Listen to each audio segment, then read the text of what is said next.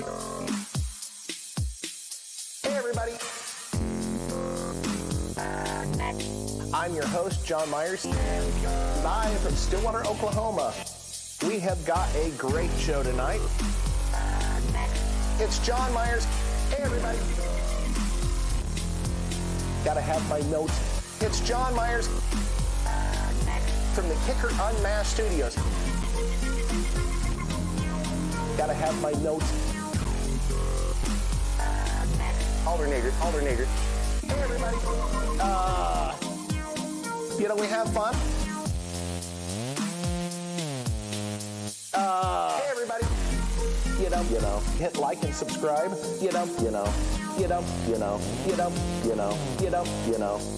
here, right now. It's John Myers. We like to give stuff away. Alternator. Post some more pictures. We got to thank Steve and Becky live from Stillwater, Oklahoma. Don't forget Texas Roadhouse right here, right now. Hey everybody. Don't forget right here, right now. We have got a great show tonight. Hey everybody. Had a great dinner tonight. It's John Myers. Right here, right now. Had a great dinner tonight. So, hey everybody. So, housekeeping. Had a great dinner tonight. So, alternator. Housekeeping.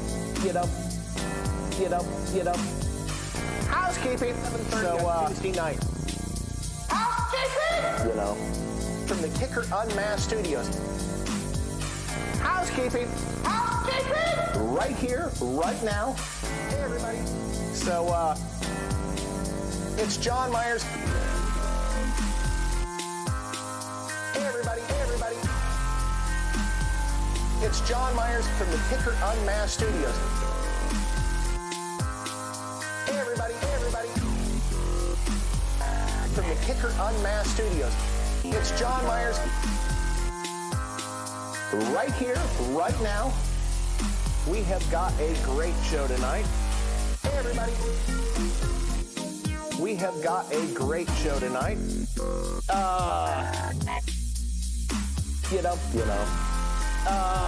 It's John Myers. Hey everybody.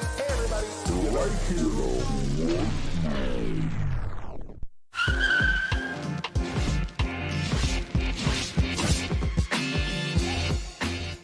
Good evening, ladies and gentlemen. Thank you all for being here. It is Tuesday night, this edition of Unmasked. This is Aaron Malin with the Kicker Tech Force. Tonight, we have JW on staff. He is back in town and decided to come to work, so thank you, JW. Of course, you got the Bill Frog back there working the keyboards, and of course, Ernie sucking down an adult beverage, some kind of beverage maybe? I don't know. Coffee, okay, because he's got to drive home tonight. You guys know that Ernie lives more than an hour from here? That guy is hardcore. Well, tonight we have a very special guest. You all have met him. You love him, Mr. Joe Hobart, Director of Electrical Engineering here at Kicker. He is going to be in the studio and in his laboratory, and we're going to run some amplifiers through their paces. So stay tuned. We'll be back in 60 seconds with Mr. Joe Hobart.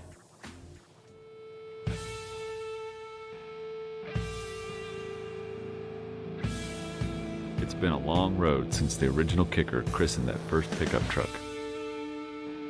It kicked off a car audio renaissance, and upgrading your music in a vehicle was a requirement. America's music machines became living loud over your passion, your emotion, your existence. Outdoors or on the open road, your sound is Kicker. Music is my passion, my livelihood, and it's in my DNA. My pals at Kicker Marine Audio gave me a chance to take the music, what I love and listen to, at home, on stage, and in the car, onto the water. Hi, this is Jason Bonham, and I want to say a big thank you to my friends at Kicker Audio for inspiring the songs and the stories behind the music that inspires America. Go overboard! This is your time.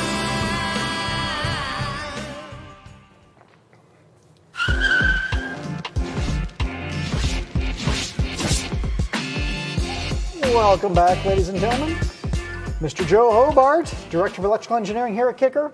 And if you haven't watched the previous episodes with Joe, go check them out. Because the last time Joe was here, we let some magic smoke out of an amplifier. We lovingly call it the pizza box amplifier. And it did magically smoke. And we haven't been promised, but it's possible we're going to see smoke again tonight, right, Joe? That is definitely a possibility. So, Joe, what exactly are we doing here tonight? So tonight we're doing what we're kind of calling the big 2-channel amp test, right? So everybody probably watching this show at this point knows what an amp dyno is, has seen an amp dyno in action, Sure. has seen what it does. So the amp dyno, to sum it up, it looks at what they consider max clean power if you do the certified run, which should be somewhere between like 1 to 3% THD on most amps. Okay. So it goes up and all it gives you is this number, right? Well, most of the time you're not listening to your amp at full output. Right. So what is your amplifier doing the rest of the time, Sure. right? So we're going to do power sweeps. We're going to do something called power bandwidth, which will show you how much power your amplifier makes across the whole frequency band that it says it plays. Okay. Tonight, these are full range amplifiers, so we're going to be looking at 20 to 20 kilohertz. One of the amps says it plays out to 50 kilohertz, but Wow. it doesn't, so we're not going to worry about that. And so this will be 20 to 20, right? So we're going to look at 20 hertz to 20 kilohertz. We're also going to look at two other things that are important to an amplifier that the amp dyno really can't talk about, but the audio precisions that we use as lab-grade test equipment can, and that will be signal to noise. So we're going to talk about the different types of signal to noise you might see on a package and the one that matters, and then we're going to show you how that's tested. And then we'll also talk about how gain affects signal to noise, because that's important. Yes. And then we'll also talk about a thing called CMRR, which is normally referred to as like common mode rejection. And what that really is the capability of your amplifier's input stage to reject radiated noise in the amplifier and coming into the amplifier, like radiated alternator whine, clicks and pops. If you you're old enough to have the days of the good old neon sticks with the transformers in them, you literally wave them by the amplifiers and RCAs and make them hum, right? Any of that radiated type of emissions, right? Okay. And so that kind of is a rating that we give for how good you're at rejecting that type of noise. Okay. So those are the core things we're going to look at tonight.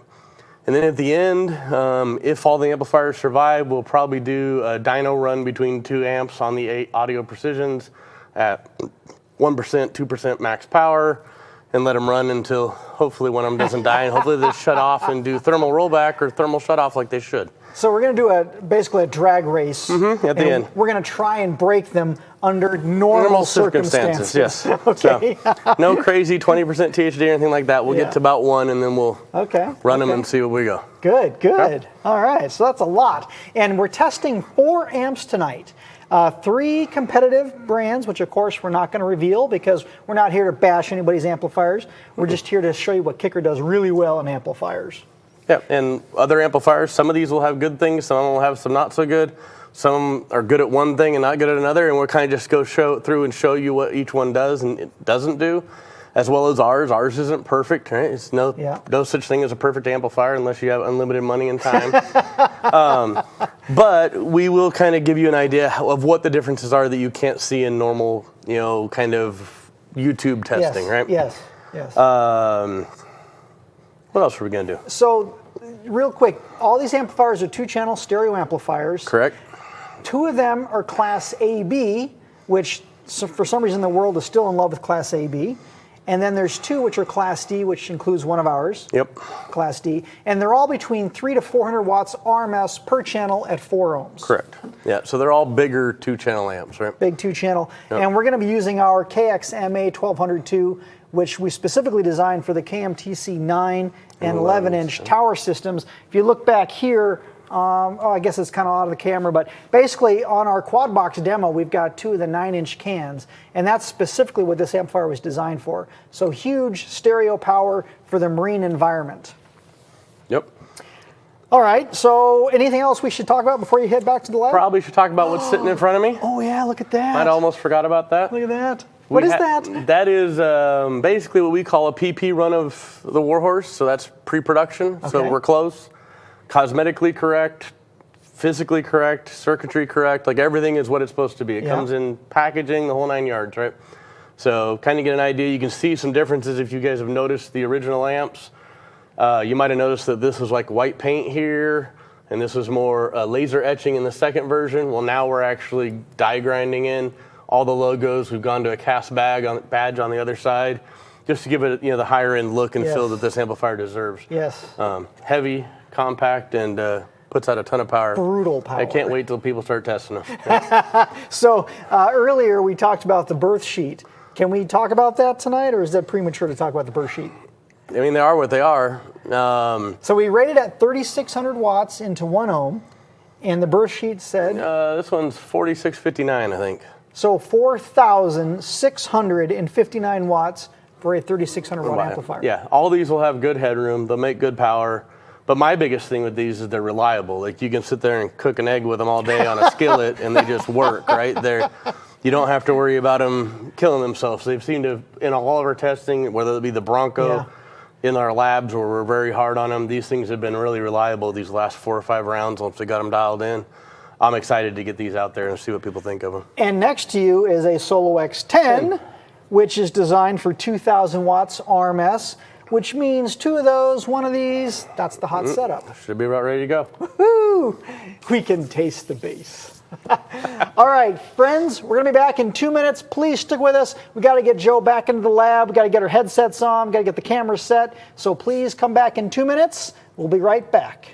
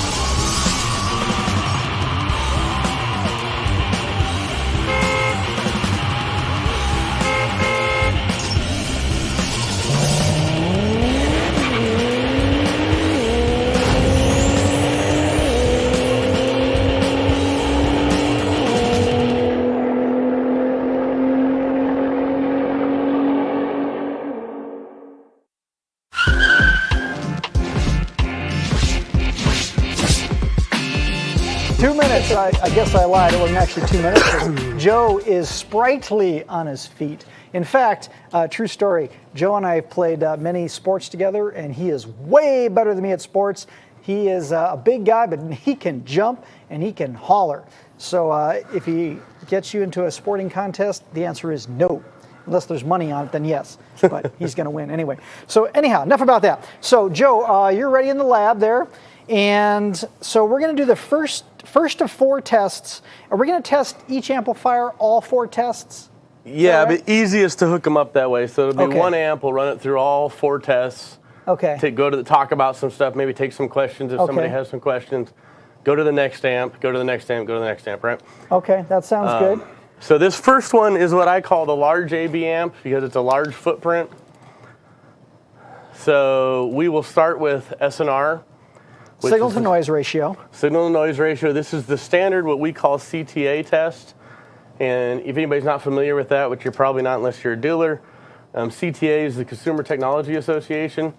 They have been making standards for everything from home products to charging products to car audio for many, many years now. The latest standard of CTA 2006D is the current document is called, calls out 1 watt SNR test, right? And so what does that mean?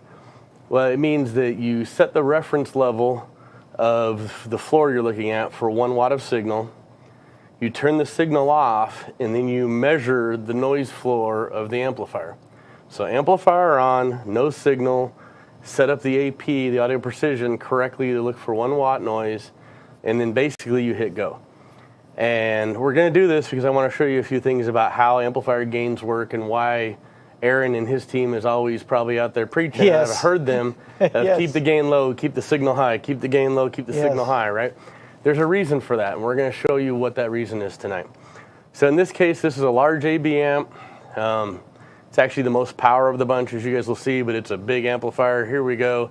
Signal noise. We're going to go ahead and hit go. And you see you're getting about 75 dB. So at 1 watt, which So is 75 75 dB of clearance between the floor of the noise and your 1 watt. That's quite a bit. What that really means in the real world is if you leave this gain at min and hook this amp up in your car, if your head unit and everything coming into it is pretty clean and quiet, Yeah. then you're going to have a nice quiet system. So anything over about 70 dB is pretty good. Really good amps will be 80 and 90. Like you can find some amps out there in the 90s. I know of a prototype we have right now that we're building that's in the hundreds, which is way out there. Wow. Yeah, it's crazy. But normally most things are in the 70 for a full range amp, somewhere between 70 and 80, 85, right? And that can be anything from an entry level, well-built amp all the way up to like the most expensive amp you can think of. That's really where they're going to be at 1 watt in most cases.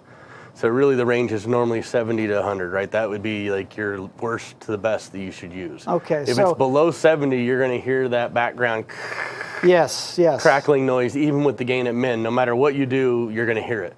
And so for us, this is one of those really important ones because when you're listening to music, you have the big high dynamics and then you have the quiet sections. This is really important for your quiet sections. It's even important for your middle stuff because the dynamics can be masked by the noise if the noise floor is too high. Yeah. And why I bring this up, because 75, like I said, is pretty good. Yeah, I'm going to go out of frame here for a second, and I'm going to turn the gain up on this amplifier.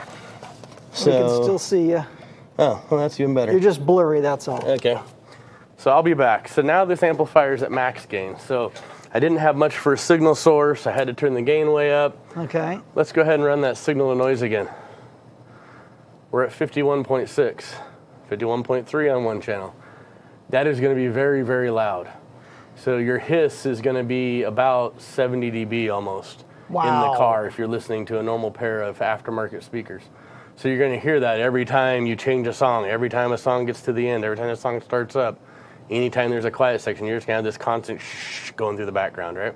Yeah. So that's the main reason we always preach, right? Keep the gain low and the signal high if you can. Yeah, so you want to have, like on our amplifiers, we've got minimum 10 volt all the way, 125 millivolts all the way up to 40 volts, like on the CXA. So the more voltage coming into the RCA inputs, the less gain you need to hit maximum RMS and the amplifier, right? That's what we're talking about. Yep. So a quiet amplifier means that you're going to have music sound really good at low, middle, and high volumes. Yes. So that's important. Okay. It's very important. 20 dB is a huge sum, and this is typical. So I want everybody to understand, this is typical of what you'll see of almost every amplifier out there. They will go from whatever their top number is, about 20 dB to 25 dB down as you turn that gain knob up. Wow. Now, not every amp, because like our KXAs are different, and we'll show that later, but most amplifiers, even our CXAs, this is very typical. You'll lose 15 to 25 dB of SNR as you turn that gain up. So because what do you do when you turn a gain up, Aaron? when you turn the gain up, it just gets louder, right, Joe? Well, yeah, but how does it get louder? It gets more sensitive, right? Yes, more sensitive. Because the gain isn't a volume knob, right? It's actually changing how sensitive the input stage of the amp is. And so when you turn that gain up, you're making it more sensitive. So what happens, all the noise that's in the amp or on the RCA lines gets amplified more. Yes, yes. And so you just lose your SNR.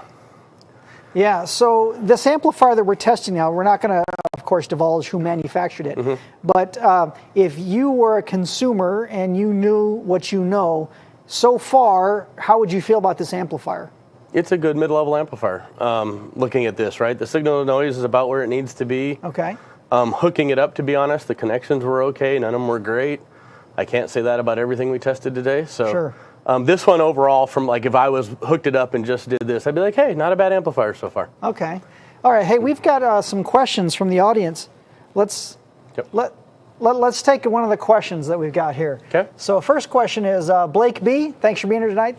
Blake, kicker, which specs do Joe look at for sound quality of an amp? THD, output impedance, crosstalk, etc. Which ones are important and which ones are a distraction? Good point. That is a very good point. I mean, first and foremost, right, you need to buy an amplifier that makes the power that you need for whatever your setup is, right? So that's the first one, is RMS power 1%. And that you need to make sure they have a 1% THD on there at their number, because sometimes the marketing on the boxes are not very clear and it can be misleading. So that's the first number. Second number is 1 watt SNR. And that's what we're talking about here, because that's going to give you a really good idea what your noise floor is, which will give you a good idea of how good the components are in the audio path, and maybe kind of an idea of how well they laid it out, but not everything, but it's a good starting point. The next thing we'll talk about is CMRR. Some people don't post that, some people do, but that's an important one when you're putting it in your car, because your car is a noisy environment, so you want that to be as high as possible as well. But it's also not a spec that's giving a lot. I know this by looking around, right? They're not always out there, but that's a good one to have. Okay. The next one, of course, would be some type of power bandwidth sweep, which we're looking at starting to implement on our amplifiers for a white page, but it's not something that traditionally that the aftermarket car audio has ever given anybody. Okay. Then, if you want to get into what it can be argued sound quality type of tests, right? You can do a waterfall test, plot, which will show ringing of the amplifier when you hit it with a pulse and you watch how everything falls down. A lot of people will do a single tone or a tritone test where you play like 1K or 1K, 100 and 5K, and then look at the harmonics on each side. Wow. That's where I say you get into some of that SQ magically, because some people argue the odd harmonics sound better than even harmonics because they make it sound warmer, as a quotation. Every amp will have harmonics. There's not an amp out there anywhere that will, if you play a 1K tone, will just have a 1K tone and no harmonic, just because of the technology of how we're able to switch. Anytime you're switching, there's always going to be a ringing harmonic. So any switching amplifier is going to have a ringing. I guess if you went back to like a 5 watt or 10 watt pure class A, or maybe a tube amp, you might be able to get rid of some harmonics, although tube amps normally have harmonics. But if you design something, you might be able to get there, but it'd be very, very low power. So I try to stay away from the harmonics argument, because to me, I believe the speaker, the location, and the tuning makes more difference than that, because the harmonics are usually at least half power or third power or less, and so they're masked by the main frequency, right? So for me, it really comes down to the power I need, signal to noise, CMRR, and then a THD versus power sweep, and preferably a power bandwidth sweep, but that's really hard for a consumer to get at this point. We're going to try to start changing that for people. But in the past, that's been really hard to get unless you have the equipment we have to be able to do the test. So the short answer is, Blake, the 4 things we're testing tonight, those are the main things that Joe's looking at. So and that's what I look at for sound quality. It really is. And it'll give you a lot of information about the build quality and the design quality of the amplifier as well. And we'll talk about that a little bit. Okay, let's do the second test, the signal to noise at 1 watt, which is the CTA standard. Yeah. That's what we did here. That's the first one. The CMRR will be the second one. Oh, sorry. CMRR. Sorry. So CMRR is a very similar test. It's not real flashy to look at, right? But what you basically do is we have a graph over here that has a 1K to 10K on it, and we'll go through and measure the CMRR at each given set here. Now you might go, why do we only do it at 1K and higher? Because for noise rejection, it's normally a higher frequency. Okay. You don't get a whole lot of radiated noise down below 500 or 1K, right? You're 550, 20. You don't really get big bass noise in a car, right? That doesn't happen unless somebody closes the door and you're tapped to the rear speaker and you get some feedback or something, but it's not noise, right? That's feedback. So for noise, it's normally always an engine whine, a popping and clicking, a relay, something like that. So we really focus on the higher frequencies because that's the harder place to get better CMRR. Okay. So in this case, we'll just go ahead and hit go again. Same thing. And so in this case, Aaron, if you're keeping track, this one at 1K, SMR was 74, 75. And this one on CMRR at 1K, it's 35, and at 10K, it's 22. That's with no imbalance in the cable. Now, one thing that we do here is obviously we use fit input circuitry that you guys talk about a lot. Yes. And this is one of the things that is important about it. So what we do is we've got these adapters in here that basically have an impedance mismatch in them. And so I'm going to stick these into this real quick, because this is more replicates what you'll actually get in a car when you have a long run of RCAs and a head unit with a ground at the front and an amplifier with a ground at the back and all the things that happen in an install, right? So we've come up with, this is our own test here with this added adapter, but this is what we do for our product. So if we go again with this, you'll see not too much difference on this amplifier, 36 and 24, about the same. So, okay, not bad numbers, take note. What am I typing in here, 36? 36 and 24. So 36 at 1K, 24 at 10. So far, I'm like, yeah, not a bad amplifier. Okay. I feel good about the money I spent, right? Not a problem with this one so far. So now we're going to look at power over THD at 1 kilohertz. So what this means is if you were testing this on an amp dyno, you would basically be putting everything in, putting a 1K disc of a track they give you in, Right. and it does these little ramp up pulses and keeps getting louder, and you'll see the number on the front of the dimer kind of climb until it sits on a number, right? And they have, certified, uncertified, and dynamic that they'll do, and those kind of change the way they do their math. But basically, Okay. that's what they're doing. So in this case, what we're going to do is we're going to do a sweep from lowest power, so like you turn the volume to volume step 2 on the radio, all the way to max, basically. Okay. And so this will be you'll see nice graph sweep, and you'll see the THD and the power at the amplifier all the way through the graph until it hits it, basically either the voltage or current wall, whichever one's the first one it hits, and you'll see the power turn upwards. And that's basically where normally when you see 1% power numbers or 10% power numbers, they're always on that turned wall, because that's where the amplifier runs out of headroom, runs out Sure. of juice, right? Okay. So I'm going to go ahead and set this up. And you're That looks doing right. this at 4 ohms, correct? This is 4 ohms currently. 4 Yes, ohms, we'll do a okay. 2 ohm sweep as well. Okay. Let me verify I am at 450%, because I had new adapters made. We are. Okay, yeah, 4 ohms. So this is 4 ohm sweep. We're going to hit go. We'll jump to page 2 here. And what this is, this test will run one channel at a time, but look at THD and power at the same time. Okay. So if you're watching the screen right now, you'll see the power's going across as we put more input voltage in. Oh, and you'll see it hit a brick wall there, right? And there's the other channel falling right behind it. So on the left-hand side is 1 watt, and the right-hand side is 100 watts? Left-hand side is like 200 milliwatts, but yeah, 1 watt's the first division here. Okay, there we go, 1 watt. And then 2 watt, 5 watt, 10 watt, 20, 50, 100, 200, and then each one of these are 100, 300, 400. And then here you can see the number here, right? Okay. So this is the biggest amp on our tests today. So one channel made 464 at 1%, and the other channel made 492, 499, whatever you want to call it, at 1%. But if you were looking at this with an amp dyno, all you would really know would be this. Somewhere in here, the amp dyno will tell you what that number is, right? Their goal is to get as close to 1% as they can, depending on how it takes samples and how it comes out, because we have one here. It's a great tool for videos and that type of thing. It's just not 100% accurate. So it's close enough to get a really good idea of what your amplifier is making, right? At 1% or 5%, or depending on which test you're doing, type of thing. Okay. So this little window I just zoomed in on, somewhere in here is what the amp dyno would tell you. So the amp dyno could tell you anywhere from 484 to 503 on the one channel, and anywhere from about 501 to 466 on the other channel, right? So, Joe, but the amp dyno doesn't tell you separate channels normally, right? But that's Okay. kind of what you'd see. So let me interrupt you real quick here. So these two channels should be almost identical, right? If so, yeah. So let me zoom out real quick. Yes. So if you had a perfectly designed amplifier, and this is normally, so if you can see down here where the cursor is, these two start out slightly different. That's because there's very low power. Okay. And this is the THD noise floor. So what you can see here is one channel has a little bit more THD on it than the other. They're both coming across at the same power level, so that's good, but one's a little bit noisier. It might be one's ran a little closer to a transformer or a switching device, right?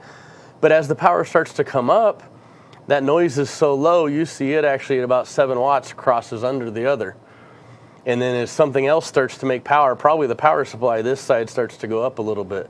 So now your yellow channel, which is actually your left channel, I believe, or the second one, so it'll be left, actually has a little more THD than the right channel. Now we're talking about the difference here of 0.02 to 0.03, right? This is good THD. I would not, none of this bothers me. You do see this little hump here. Yeah, what's that about? It's got to be something to do with the layout. Normally, these two lines, if the amplifier is laid out really, really well, will be almost identical on top of each other and look the same, right? So in this case where they don't look the same, there's got to be something when they get past 200 watts that starts ringing a little bit by this channel, and that's why the THD jumps up. It's not enough to really matter, right? You're still under 0.1. This is still great THD. Don't care about it. But it does show you a little bit about the layout and design of the amplifier. So if this was a pre-production kicker amplifier, it wouldn't be done yet. It wouldn't be for sale. No, we would still be trying to figure out what this is, right? We wouldn't worry about this area down here. That's okay to us, right? I mean, this is us, right? To us, this would be okay. This area here, we'd be trying to do a little better with. But we do have some amplifiers where these two will separate like this, but normally not this difference, right? The difference there is odd for us. We would dig into that more to try to figure out what that is. Okay. And fix it. All right, so what number should I type into my spreadsheet here? For this one, let's just split the difference and we'll say 480. Okay, 480. All right, now we're going to run this same test at 2 ohms, so I got to change loads real quick. Okay, let's take a question while you're changing loads. Okay. So, who do we got? Dub Team DMD, good evening. Thank you for being here. Andy, is there any chance you could ask the kicker lads to also see what amperage and voltage the amps use when they're idle? Okay, so he wants to know idle current draw and what the voltage, the idle voltage would be. Joe, I think you've got those in your head, don't you? Well, idle voltage is going to be whatever voltage you're resting at, right? So what you're really kind of asking, I think, is how much current does this thing use and how efficient is it when it's idling, maybe, right? This is an AB amplifier, so I haven't measured it. It's going to be bad. Excuse me, I've been sick. Yeah, this amplifier is going to be bad. AB amplifiers, although they have some advantages with noise, you can normally get better SNR out of them, and THD floor can be pretty low because they don't have as much switching going on like a Class D does. But the drawback to them is that FET is always partially on or partially drawing energy, right? So even at idle, they'll get warm to the touch. Yeah. So that's not a great, that's where kind of Class D, I mean, growing up when I guess put it this way, when I was growing up and I was in car audio as a kid, like $1 a watt was a good deal, right? Yes. And these were AB amplifiers, so they were large, they were huge. If you had something that made 500, 1,000 watts, you had a monster amp. And a lot of money. I mean, a Colossus was literally like $1,200 and it made 1,000 watts, and you were like excited, right? It was. And it was 5 foot long. Yeah. Weighed 100 pounds. So Class D kind of changed that for everybody. So everything nowadays, that whether people want to argue about it or call it half bridge, full bridge, Brazilian design, Korean design, Vietnam design, don't care, right? They're all pretty much either old AB amps that are big and draw a lunch power, or they're Class D amps. And most of those amplifiers, the non-Brazilian ones, are kind of the original Class D design. And what I mean by that is using like the original Class D controllers, like a 2092, that type of thing, at a lower frequency switching, so like 100 kilohertz, 125 kilohertz, they're pretty slow. And they're bigger, right? Because they're more efficient than an AB amp, but they're not as efficient as, say, a modern Class D design is. And modern Class D designs can be very efficient, almost on the amplifier side, 90%. Wow. And then you have a power supply side, you can get to 90% too. So you can get to like an overall like 85, 84 combined if you do a really good job of maxing the two together and making it work. It's always kind of interesting getting efficiency numbers on an amplifier because the energy you're using during your test, especially if it's a short test, isn't actually all the energy you're using because there's a ton of capacitance in the amp that we store, and the magnetics to store energy as well. So even if you say, hey, I got 90% efficient amp, well, yeah, there's probably another 10% being lost in stuff that was already stored in the amp before you took that snapshot of your current, right? But it is, they've gotten more and more efficient. AB amps are like 50, 60% efficient at best. Yeah. A amps were like 35, 40% efficient. And so every time we've made a new technology, Class D started out at like 70. Now they're up to like 90. GaN, which is still Class D, but a new type of silicone that's starting to show up and starting to slowly be able to be used for audio in some applications, switches even faster and is even more efficient. So it won't get it to where there's not, I mean, you can make a 100 watt amp by 4 right now without a heat sink if we wanted to. Wow. Right, and so that is possible. It won't be as reliable as one with a heat sink, but we could do it now. So you're getting to that point where we're getting to where almost the connectors are the limiting size of an amplifier in a lot of cases, because you have to be able to get the power wire in and out and the signals in and out, and you can only make those so small and still carry some current on them, right? We can set up a test in the future to watch, do efficiency numbers, radiate it, idle, current draw. We do idle current draw on all of our amplifiers, so any of ours I can pull up for you and tell you what they idle at. We can tell you what they draw when they're in sleep mode and when they're off. We do all that testing. On the competitor stuff, quite often we don't. It's not something we pay attention to with them, because that type of stuff is our preference, right? We like to have a very low current consumption for our turn on. We like to idle cool, which means we don't want to burn a bunch of energy when we're idling, so that's also a big thing for us. And so those are things that we focus on as a company, because we feel they make for a better customer experience if your amplifier is not already 60C before you even pass audio through it, right? So. Well, yeah, if I park my car at the airport and I come back 2 weeks later to a dead battery, I'm a very unhappy guy. Yeah, and that's sleep current, right? That's an important one. That's the number. That's number one almost. Yeah. Right. When you talk about important things about an amplifier, is what is the draw when it's actually technically off? Because it's not actually zero. It never is, right? I learned that the hard way on a personal thing with a remote start with a cellular interface where I could use an app to start the car. I flew overseas for 2 weeks, came back, and car was dead. So I started looking at it, and it's like, oh, the remote start draws 44 milliamps of current all the time, which doesn't sound like a lot, but you take it over days, and in about 10 days, any car is going to be dead. So I called tech support and went through it and got to the actual engineers finally, because the other guys didn't understand what I was talking about. And they're like, oh yeah, that's what it draws. And I'm like, are you crazy? You can't do that, but that's what it is. So I just put a switch on it, right, and turn it off whenever I leave, because what else am I going to do with it? You Joe'd it. Yep. All right, Joe, let's continue on. We got a lot going on here. Yes, we do. Sorry. Power sweep. No, 2-ohm. Did we run the sweep Nope, yet? we're loaded for 2-ohm. Okay. We're ready to go. I Let's need to change the reference on this page to 2, All right. and So we are ready to go. All right, launch. So that's the right channel. Yep. Looks a lot like the previous version. Yeah, I might have to change the graph though. Hold on. There we go. Okay. Oh, I didn't do that nasty hump. Okay, so there you go. So this time, when we get to 1%, we split the difference. We're going to say 820, 821. Okay. It's a big amplifier, right? Lots of power. Yes. And still looking at this, traditionally, our amplifiers might be down here a little lower in THD sometimes, depending on which one it is and the design. But overall, this still looks like a nice amplifier, right? No problems. I have no issues with any of this. Okay. I'd be happy I bought this thing. Okay. So let's go to the last test. And this is kind of the one that consumers have never had access to. I'm working on a way to try to make a white sheet to make this access for ours, because I think it's something we should have. Okay. But Do you have Joe, do you have your fire extinguisher on standby? Oh yeah, always. Okay. Just got to make that clear to the audience. We do safety here. We take it seriously. We do love magic smoke, though, so don't be afraid of that, Joe. I don't think this one will let out magic smoke. We'll see. I think we should be good. So this is the, what test is this? This is power bandwidth, and what I want you to see here, so I'm going to go ahead and run this. We're going to go. This one's going to be a little confusing to start, and I'll hide a couple things and then put it back so you guys can kind of see what we're talking about here.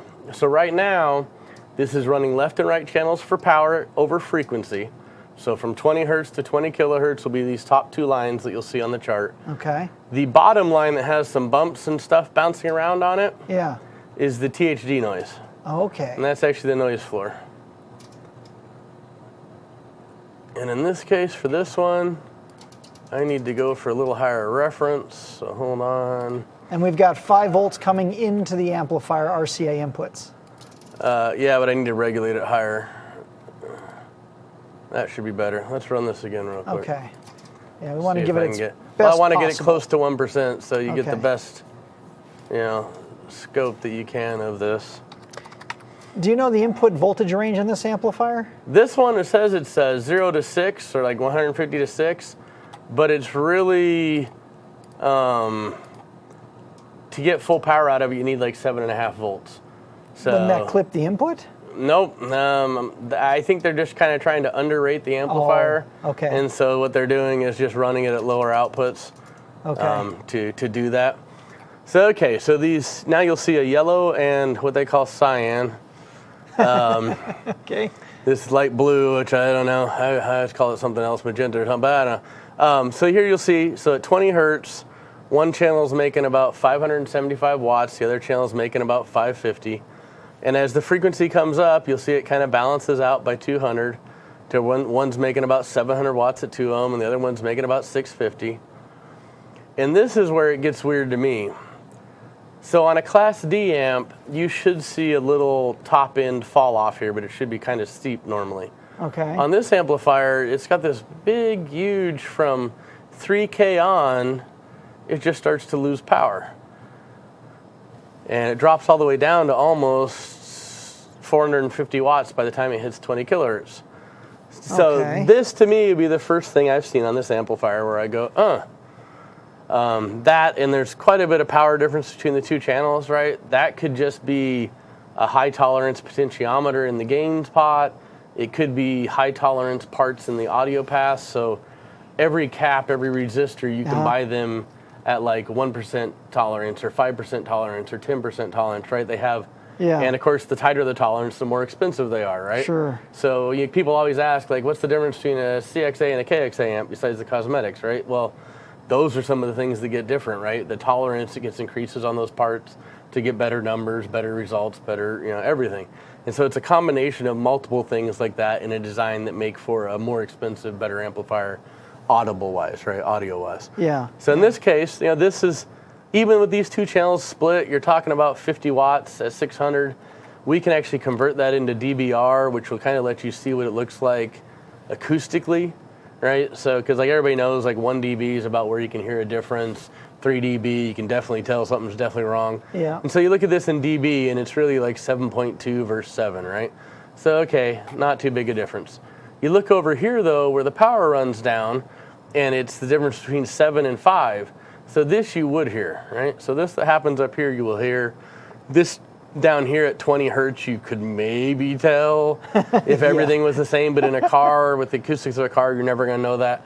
But this up here, you could tell. So this is the only thing on this amplifier. Out of everything that I've seen on this amplifier, the little bit of channel separation, we would have that closer together. And then this roll-off on the top, which is kind of surprising to me. This is not what I expected to see when I tested this amplifier at all. Being an AB amp, it really I was shocked that I tested like 5 times in the beginning because I'm like, this doesn't seem right. So in the car, if this is in your car, what are you going to hear from this? So with the two issues I see here, you might notice that the left channel is louder than the right. But the only way you're going to notice that is if you're a DSP guy and you've already tuned the car to have a center image. If you're just running left and rights, well, your left is always louder than your right because you sit closer to it. Right. The other thing you might notice here is that your tweeters might not really sparkle. But then if you're a middle-aged man like I am, you probably can't hear up here anyways.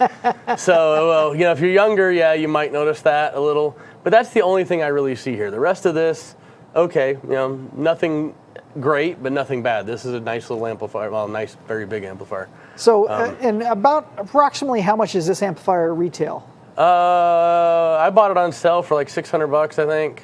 I think retail is more than that, but I don't know if it's always on sale or if it's, one of those things, right? So, but overall, THD, you'll notice, is still pretty low. Nothing big here. Not a bad amplifier. All right, so what should I put in power bandwidth notes? I would just say roll off on top end at 7K. Power separation between left and right channels. That's the only two things I really see on this amplifier.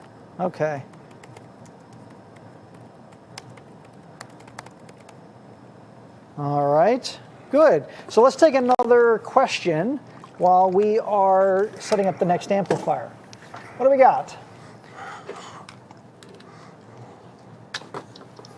XC Motorsports, good evening, welcome. Is there a way to test damping factor, or is it more of mathematics? I know, Joe, you've got strong feelings about damping factor. Why don't you go ahead and somebody must have unload? watched me before and just wants to get me on a roll here. Let it go, Joe. Let it go.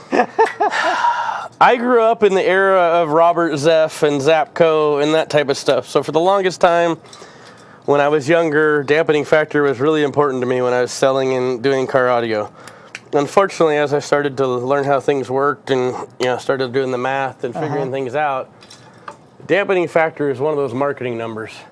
And so if you have a really efficient amplifier, like some of the new Class D chip amps that are out there, you can actually have a negative dampening factor.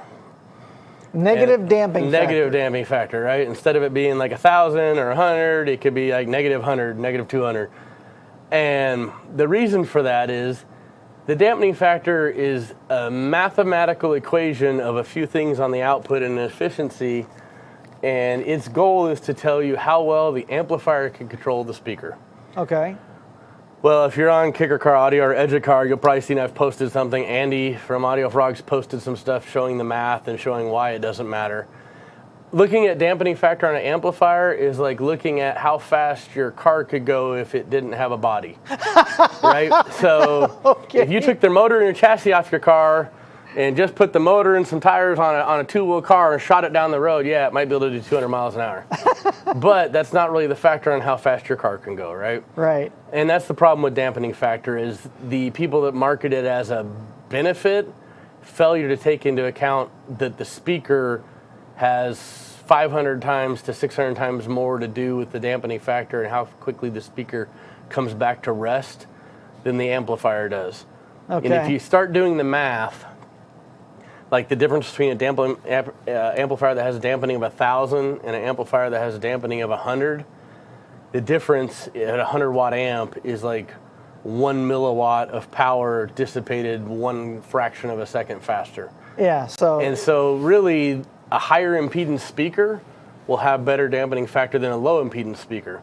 That's also one of the things that I've always kind of talked about and done in some system designs where instead of dropping the sub amp all the way down to 1 ohm or half ohm, right, you try to find something that makes a lot more power at 4 ohm and keep a higher dampening factor there because your sub itself is the dampening factor with the enclosure, not so much the amplifier. Yeah. In that case. Okay. A higher impedance woofer or speaker will actually be more dampened than no matter what amplifier you buy. So please try to ignore that number and read something else. Okay, thank you, Joe. You and I have talked about this several times over the years. Like you, I was originally taught to talk about damping factor. And now that I know it's not really that important on the amplifier side, okay, so I stopped talking about it. Well, yeah, and it was one of those things where growing up in car audio, you were just preached that, right? Yes, yes. And really things like headroom, stable power supplies, SNR, and CMRR are way more important than dampening factor ever will be. So pay attention to those if you want to look for something that is, helps you out with the amplifier you choose. All right, should we take another question? Are you ready for the test? Either way, I'm good now. So okay, let's take one more question, yeah, because we got a lot of questions and want to get to these folks. So Larry Keller, what is slew rate? What is the slew rate? So slew rate's an interesting thing. That is a thing that came up really looking at preamp stuff, like how fast can it respond to a signal. So when you test that, right, you inject a signal and you take the signal away and you look for ringing and how fast the amplifier goes back to normal, right? Okay. That is kind of like the waterfall test I talked about before. Yes. Or the 3-tone test. Those are all testing similar things. At this point, as long as you're using audio grade op amps and FETs, which pretty much, I won't say everybody is, but pretty much everybody is, the slew rate's no longer a factor. They're so much faster than they used to be that you don't really run into that problem anymore. You can go buy other op amps and FETs that are not designed for what we do and run into that slew rate factor, but no longer is that really the defining factor of how well the amplifier or a processor or preamp sounds. As long as you're buying, audio grade components, they're all 10 to 20 to 100 times faster than they need to be, depending on which one you buy. And the slew rate's no longer what really defines how well you accurately reproduce the music. So unless you're buying an amplifier from the 1980s, it doesn't matter. Hey, I got a bunch of those. I've seen your collection. Okay, let's run another test. All right, so this is the other AB that we have. Okay. So this amplifier, AB power about half the size of the first one, but we're going to do the same test, same order. So we're going to start with SNR first. We'll open that file back up. Signal to noise at 1 watt.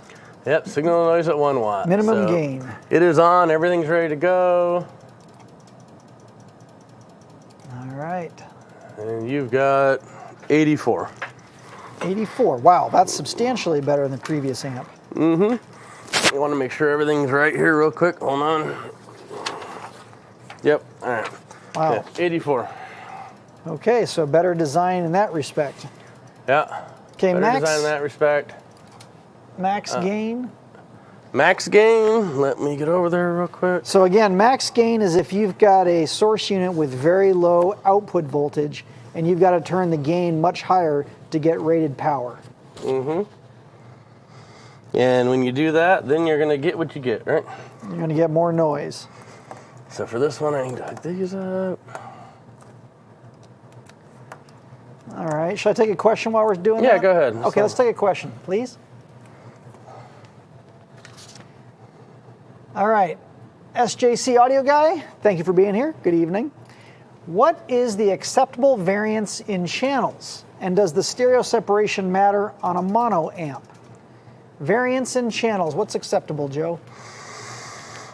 I would say less than, because you can't do it with watts, right? Because every amplifier makes different power. For me, Sure. When they get to 1% THD, they should almost be sitting on top of each other. Okay. For a good design amplifier. But because you hear in dB, not power, it would be whatever equals less than a 1 dB of difference, right? And that's hard to say in power, but if you wanted to do it with like 100, you could do the math and it'd be like 175. So I'd say like in that case, it's a quarter, right? Okay. But if the amplifier is designed well, they really shouldn't be maybe a watt or 5 between the two at 100 watts or 600 watts, 10 watts, right? They should be really close to each other. So what we saw in that first one's a little odd. Not something we see out of most stuff. Okay. And stereo separation on a mono amp? Doesn't matter because basically when you take those two RCAs into the amplifier, they get summed together in the input stage and it's mono. So Perfect. there is no stereo separation on the output, so you can't really measure it. Got it. Okay. Thank you for the question. So this one, we're going to go max gain 52, 51. So I put 52 down. That's the best channel. So once again, though, you can see you lost a lot of SNR by turning the gain up. And once again, you're going to be very noisy if this is, where you had to set your gain up to get as much volume as you wanted, right? So once again, you come back to that preaching, keep your gain low if you can and keep your signal coming in high. Things will be much better for you. So just to put this in perspective for the folks that can't see my laptop, which is everybody at home. So the first amplifier had a minimum gain signal to noise of 75. The second amplifier is 84. So almost 10 dB better, but at max gain, we went amp 1 at 50, amp 2 is at 52. So the difference between the two dropped dramatically at max gain. Mm-hmm. Is that what you... Yep, because once again, as you turn the sensitivity up, right, you amplify the noise floor. So even though they have a really low noise floor at min gain, which is where everybody does SNR, if you do see a 1 watt SNR number, it is always going to be at min gain. If you see an SNR number that says something like 95, 100, 120, 140, that is full power SNR. Yeah. And that is useless. So it's kind of like, it's worse than dampening factor. Because there's literally nothing that it's good for. Because, of course, you have a lot of signal to noise when you're making 1,000 watts. Yes. Right? Because you're making 1,000 watts and the noise floor is down at 4 watts. Well, of course you can't hear it. That's not what it's intended for. And so the 1 watt SNR test is kind of the industry standard, and it's the one you should look for. Okay. I know a lot of people don't post it, and if they don't, that should make you a little wary because I'm wary. Right? Yeah. When I see things like that. It's like looking to go buy a sport tire and they don't have any speed rating on it. Makes me worried. It makes me worried about how well it's going to survive on the car, right? Mr. Corvette. Yep. So in this case, we're on to CMRR on this amplifier. Okay. So far, signal noise are really good at 1 watt. So I hope that this follows suit. CMRR at 1 kilohertz. Again, this is the ability of the amplifier to reject incoming noise from the RCA or the incoming signal. So 56 at 1K and 38 at 10K. I don't remember what the last one was, but I believe that's quite a bit better. Yes. The last amplifier we tested was 36 and 24. Okay. Yeah, so quite a bit better. So, yeah, you know, this is almost 12 dB, 14 dB quieter at rejecting noise. So there's obviously some money in this amplifier on the input stage for that purpose, right? They're trying to keep the noise out. So that's good. So this designer cares about a quiet amplifier. Yes, yes. They care about what they're making. Yeah, So that's nice. Good. So, all right. So now we're going to move into the actual power test. We'll do the THD versus power here. Okay. Power sweep at 4 ohms. Which we are at. Thank you for calling that out to make me make sure again. Yep. 4 ohms. Okay. We are. So life is good. We're on. We should be ready to go. And we'll go. Watch the pretty lights. Let's take a question while we're watching that. Next question, please. Larry Keller. Good evening, Larry. Thanks for being here. Were the amps of the late 80s and early 90s rated at 102 a lie? were they lying in the 80s and 90s about 102? Well, since I own a bunch of these and have tested these, I can say yes. Okay. I don't think it was so much lying as they didn't have the equipment to be able to test them. Okay. So back then, like this machine's been around since early 2000. Like we have a new machine from 2020 over there and over there. I like this one because the screen's prettier, to be honest. So when I do these, I like to be able to show them to you in something that looks nice. Yes. Instead of something that looks like it's made for engineers. We appreciate it. So I use this one. What I've found is anything before about 99, 2000, when they really started getting some better test equipment, how they would look at their signal to noise would just be on a scope, right? And so they would play a 1K sine wave, but they didn't reference it. Nobody referenced it to the same thing. One person might use 2 watts. One person might use this. One person might use that. And then they'd look at the noise floor and they'd do the math. Okay. So it just wasn't standardized and it wasn't the same level that we do today. Sure. When I test most of those amps, I've got some old Macs, I've got some PPI Arts, I've got Diamonds, the D7s, I've got Hyphonics, the old ones. I've got a bunch of like what people think like the old Orion HCCAs. Yeah. I've got a bunch of those amplifiers. I've tested most of them. Most of them fall short on power dramatically, unfortunately, and most of them do not hit their SNR numbers. Some of them are pretty good, though, 90, 92. Yeah. But I haven't seen 100 out of any of them for the modern tests that we do today. So it's not a lie. It's just they didn't have the testing equipment. standards were different, and the equipment was different. It's kind of like the SPL test. Competitions have changed, right? Yes. As technology grows, right, you can get more accurate. You can do different things. The standards kind of change. Yeah. In this case, I think a lot of them were doing them at 2 watts back in the day, which is you have twice the signal noise, so everything. So you get another 6 dB. But I have not seen one make 100 yet. Okay. Of anything I own. Now I haven't tested probably 4 or 5 of them that I have at this point, but I've even got some Class A's on my desk right now that I've tested, and they didn't break 90. Right, they're supposed to be 100, and they got to like 88. Yeah. So, okay. I have not found, but those Class A's are actually very good amplifiers. Like they make more power than they said they did. The frequency response suite, the power bandwidth is good, right? So I don't really worry quite so much about that, because to be honest, your head unit's not 100 dB signal noise either, and so like the whole path has to start at the beginning, right? Right. And you're only going to be as good as your weakest link in the audio path. Right. So you could have 100 here, 100 here, and 100 here, and this one processor's 80. Guess what? It's 80. It's all 80. Yeah, you can't do anything about it. So. Okay, what's our power sweep at 4 ohms? All right, so this one, I want to point out a couple things here. 1%. No, I need to change the reference. Sorry, hold on. It's all right. The math is 4 ohms, not 2, guys. All right. So power is 395 watts or so. But let's take a look at this. You notice the first amp we tested, the THD was always at 0.1 to 0.05, right? Yeah. So that noise floor came through here.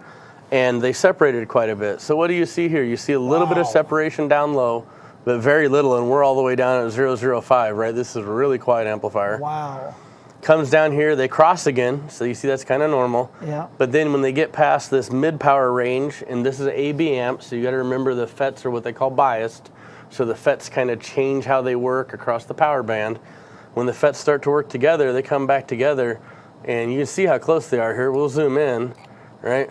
Yeah. You have a difference where we cross 1% of 396.8 watts to 394-ish watts. Yeah, inaudible. Right? Absolutely. Yeah, so you got a 2-watt difference at the full power range, and that's why I kind of talk about, like, they should be pretty close together. You're never going to be able to hear that. Nobody's going to be able to do anything with that. Like, it's always going to be what it is, right? So to me, this everything's good so far. I don't see a single issue. This amp looks great so far. So this is the amp you would choose over the other one we tested already if you had to? So far, yes. Yeah. Yes. And roughly how much retail will this amplifier cost? $600. Okay, so about the same as the other one. About the same. Yeah, all these are in this. All these but one are in the same range, right? Same They're price all range, in the okay. same, within $100 of each other, except for the one amp, which I would call the Brazilian style amp. Okay. Right, and so you guys will know what that is, in a way. But every other amp is very similar price range to each other. Different topologies, different designs, but similar price points. So to put this in perspective for the real world, this amplifier we just tested is less than half the size of the previous model and superior in terms of how quiet it is. Signal to noise, THD so far, yes, everything's better. Yeah, okay. CMRR, all of it's better. Let me change to 2 ohms so we can do a power sweep here that way as well. All right, let's take another question while Joe is working on it. Next question. Rob Lancy, good evening. Thank you for being here. How would you recommend eliminating gain noise in pro audio speakers without sacrificing volume? He capitalized volume. So I'm assuming this is in a car. Pro audio speakers, yeah, it must be pro Probably. audio. Yeah, PA Pro style. audio application for a car to be allowed. So first you have to figure out where the noise is coming from, right? Is it your amplifier? The easy way to test that is to take a pair of RCAs, cut them in half, take the shield and the ground and strip them and tie them together and plug them into your amp. Turn the gain up and down in your amp. Do you hear the noise?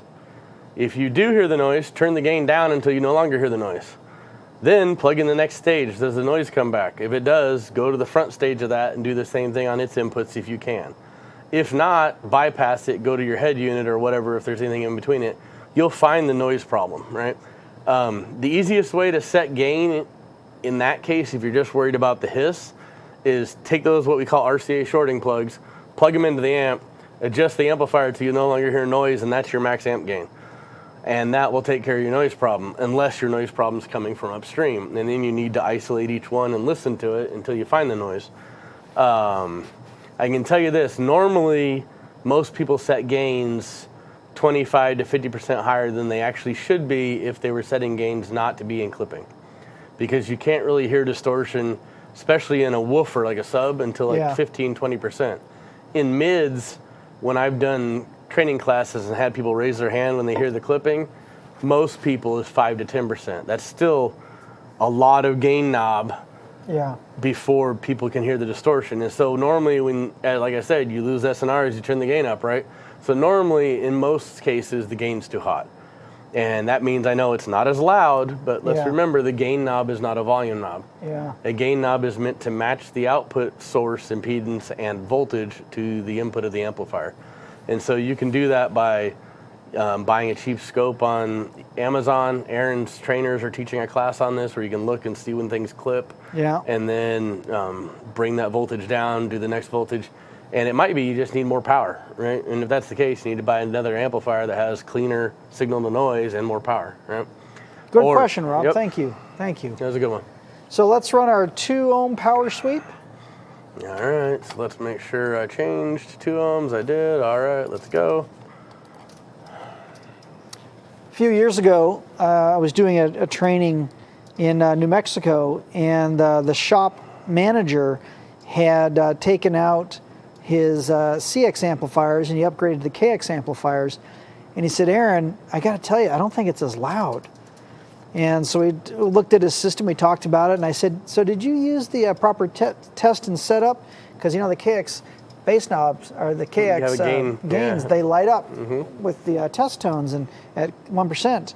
And he said, yeah, I did that. And I said, you have now heard your first properly set system. And it's not as loud because there's far less distortion.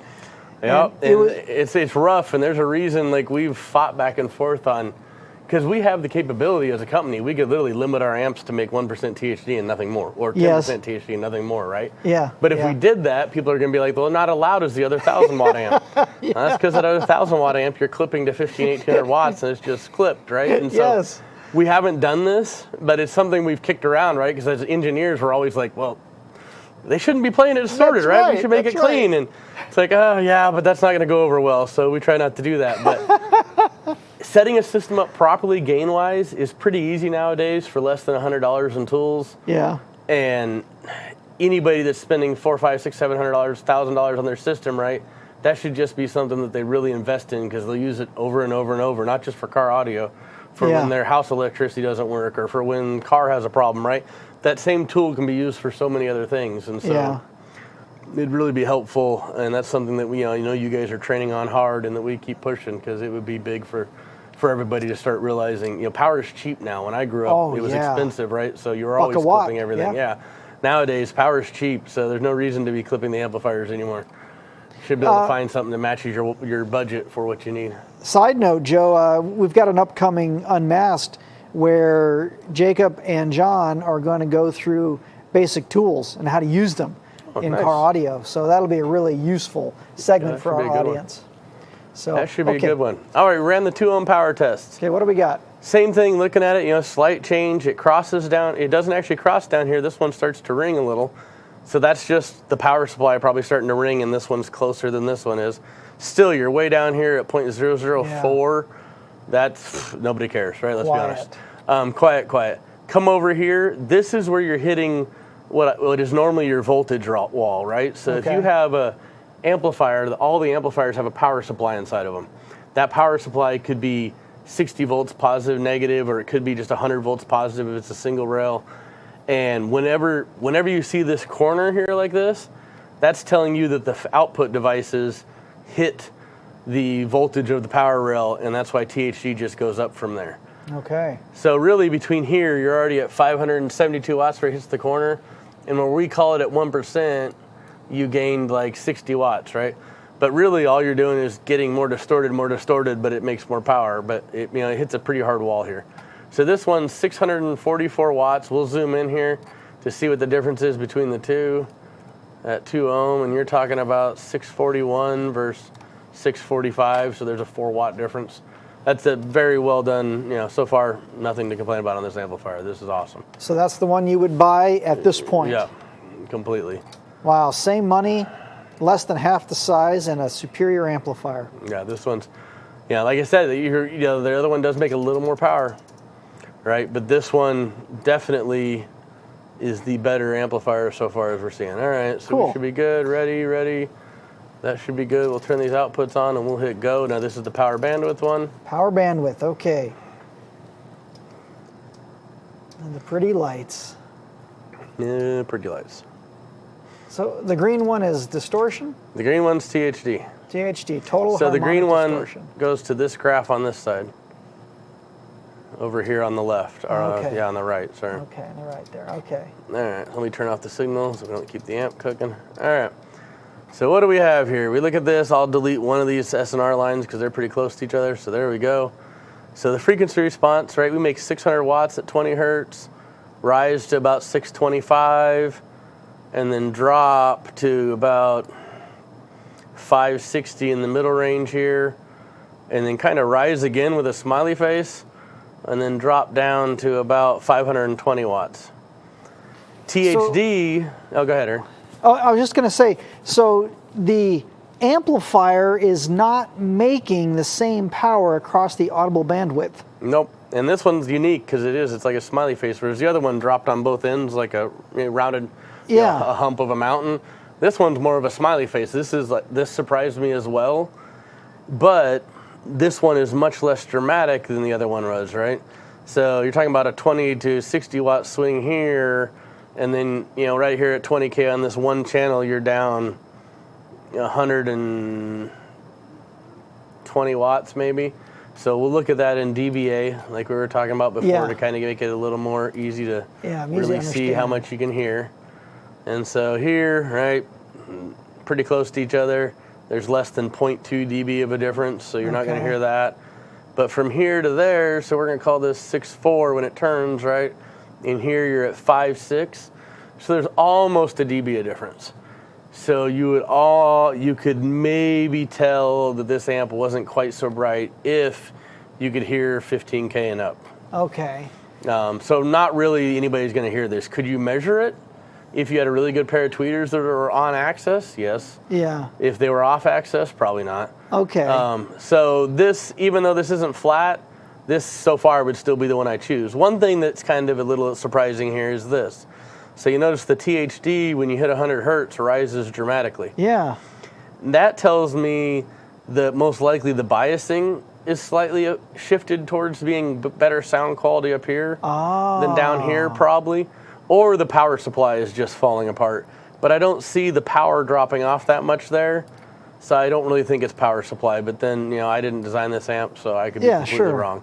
So let me throw this at you, Joe. So with this amplifier, if I was using it just to power my mids and highs, and I used a high pass filter, that kind of negates that problem. Is that correct? Yeah, you would literally start your crossover somewhere in here, and so you'd have a on average power difference of maybe 40 watts at most. Okay. Across the spectrum, you could never hear that, ever. So most people that use this amp to run their mids and highs, this really isn't going to be a problem. No, not a problem at all. Cool. Not a problem at all. And if we lowered the power here, this THD line would come down, right? So you probably could get around like 560 watts and get the THD lower. But right now, if you look, the THD just gets to 1%. So this is not, this is why I set it up here, so because we're trying to get close to 1% THD, right? Okay, so the notes, power bandwidth notes, smiley face response. Smiley face, but not, less than a half a dB, right, difference. So not a bad amp. But so far, like this, out of the two amps we've tested, by far, I would buy this thing in a second. Okay, awesome. All right, I got to switch some stuff up. So if you want to take a couple questions. Yeah, let's take some questions, please. Okay, who do we got? Dub Team, welcome. Thanks for being here tonight. There's no way to introduce a chip that will run the amp in a conservative mode when it's at idle in AB amps. Is there a way to put a chip that'll put an amp in conservative mode when it's at idle in an AB amp? AB technology, not really, because the FET always has to be biased in AB. And so that's where the energy goes, right? So in this case, sorry, I still need to swap RCAs. That's okay. In this case, you would never be able to, it'd either be audio or no audio, right? There's no way to like switch classes. I mean, there's amplifiers out there that'll switch from class A to class B because class A is basically always biased on, and class AB is partially on, all the way on, right? It switches between the two. So AB amps, what that means is that the amplifier at low power runs in always on mode. So A, so you get a little bit better sound quality. And then as it gets to like half power, third power, it switches to what's AB mode, which is mostly on, kind of on. And then on and off as the audio switches, because otherwise the FETs would just burn up with heat. So if you get a true Class A amp, like I said, I got a Class A amp over there, the old school one, it's not truly Class A. You can watch it switch. But what it does do is it stays in Class A much longer than a normal AB amplifier. Whereas normally AB amplifiers are Class A for like this little period of time and then B the rest of the time. This one is A most of the time and then B when you get up there. So it's just one of those things. Everything's a trade-off in electronics. It really is. Like when you start digging into physics and then you get into electronics like I have, it's like there's no perfect answer. It's a combination of give and take to get the best package you can.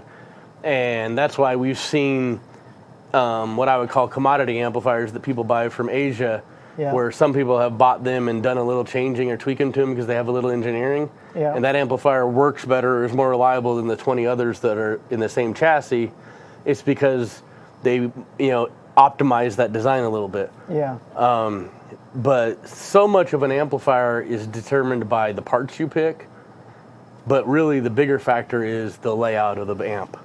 So how the power traces go, how the signal traces go, where everything gets back to ground, because that's like the biggest noise problem and current problem. And so the layout, having somebody really good at laying out the PCB, which is the part most consumers don't care about because you don't really see it unless you open it up, it is more important than in most cases the parts put in the amplifier. Wow. And so it's one of those things where it's hard to get really good at that. And so when you have some people that are really good at that, they make amazing products. Yeah. And then everybody else can make good products or okay products, and then they learn as they grow, and you kind of as an engineer you grow. I don't know if there's a perfect amplifier yet. I'm still waiting for that technology to be designed.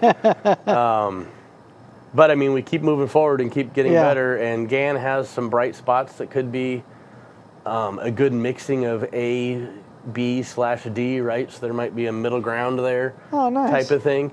And so, we'll keep playing with the new stuff until we find something that makes sense to bring to the market that can be affordable yet still perform really well, and fit in the wheelhouse of what we think our consumers want. And I'm excited though, because for a while there was kind of a stall. Yeah. And then, right before COVID, kind of some new technology came out, and then COVID happened and everything stalled. But we're starting to see that kind of grow again. And so this next 10 years could be really interesting. Let's move on to our first Class D amplifier. Thanks for the question. All right, that's hooked up, load's hooked up. So we are doing our first Class D amplifier, signal to noise, minimum gain, and max gain. And so this amplifier, I'm going to go ahead and do this test, but tell you it's not right, and it's not true, and then I'll explain why. Okay. So this is min gain, and we're going to go ahead and do this, and it says 65 and 71. 65 for min. And 71. And I can go to max gain, and you're going to get the exact same numbers. And I will show you why here after we do CMRR. But right now, I can tell you right now, this amplifier is actually muted, so you can't get a real SNR number. And they've muted it because it's so noisy. So they basically have put a mute in this amplifier that until about 4 to 7 watts, it doesn't pass any audio. And because the way that we test SNR is we reference to 1 watt and then we turn the audio off and look at the noise floor. Yeah. It's muted. So there is no noise floor, or their noise floor is still fairly high at 71 to 65, but that's not their true noise floor because the minute you play audio, it goes dramatically up. I didn't get a time to find a way to really test this before that we started this, because this shocked me today when I started it. But I wanted to at least show it and be honest, right? This is not the real number, but it's still not great. At min gain, max gain shows the exact same number. I don't really have anything to show you here. Okay, so just a brief recap. So what we're seeing is that the amplifier, because the design is inherently noisy, the designer chose to mute the amplifier until you get to a certain level where the signal, the music will be above the noise. Yes. So in the 90s and 80s, we had some things like that in car audio. We called them noise gates, and they were adjustable. Okay. Right? This is basically a hard fixed. It mutes the outputs until it hits about 5 or 6 watts. And when we do our power sweep, you're going to see this. And I'll point it out to you where before you see it come from up here and it goes all the way down and across. This one will basically do nothing and all of a sudden jump up and then go. Okay. And I've tried adjusting gain. I tried adjusting everything. No matter what, it's muted until 4 to 7 watts, depending on which channel it is. So unfortunately, that one doesn't help us a whole lot. But we can run the CMRR number even though it's muted. This will kind of be wrong too, but at least we can run it. And you can already see, though, it's not very good. So this amplifier is a true single-ended input. So I would not put speaker level into it because it's not differential, obviously. And there's no buffer amps or anything, because at 1K you have 28 dB, and at 10K you have 15 dB. 28, and what was the second one? 15. 15. Wow. Okay, so just to remind the audience, the amplifier that you really like was 56 CMRR at 1 kilohertz and 38. Yep. And this one is 28 and 15. Mm-hmm. And that's without even putting our load impedance adapters in it, because it's just not very good. Okay, so to the consumer, this thing is going to be noisy. Yeah, if you have any noise in your system, you're getting it in your amplifier. Okay. There's nothing going to stop it, right? So if it's in the system, it's going to show up, right? But, I mean, let's be fair, this amplifier, being a Brazilian design, is cheaper than the others. Sure, right? sure. And so these are kind of some of the trade-offs that you're going to see. You know, lower SNR, no CMRR rejection, and things like that will be things that you'll see in that type of amplifier. It's just inherent with the cost point, right? There's no way around it, because like we talked before, layout's important, that costs money. Yeah. Parts are important, that costs money, right? And so all those things add up, well, yeah, it makes a more expensive product. Yeah, okay. All right, so let's do power sweep 4 ohms. All right, we're set up 4 ohm, 4 ohm, 4 ohm. Should I take This a question while you're doing it? Yeah, go ahead. Oh, yeah, let's take a question. 4 ohm load, 4 We ohm love load. your Yep. questions. Fang of Truth. Good evening, thank you for being here. Is there any difference in sound quality between running an amp at 1, 2, or 4 ohms? Sound quality difference at 1, 2, or 4 ohms? Only for 2 reasons. And it's yes, but it's not that big a yes, okay? Okay. So 2 things will happen.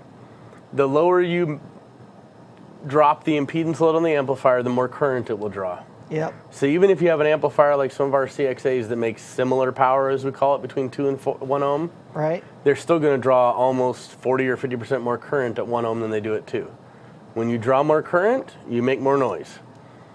There's just no way around it, right? So the more you're shoving electrons around a PCB, the more noise you have. And so that's the other thing we didn't really talk about early on. Signal to noise ratio is always done with a 4 ohm load.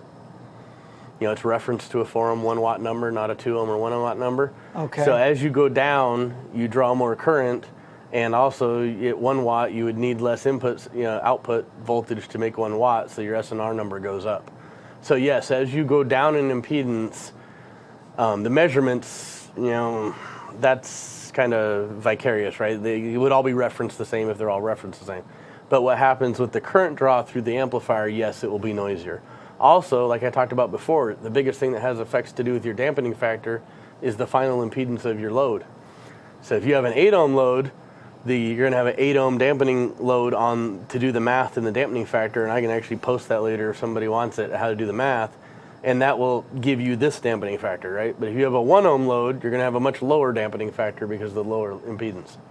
So trade-offs, really, for stuff to last long, the less current you pull through an amplifier in a device, the longer it's going to last, right? Amplifiers, even as good as we make them, are like tires.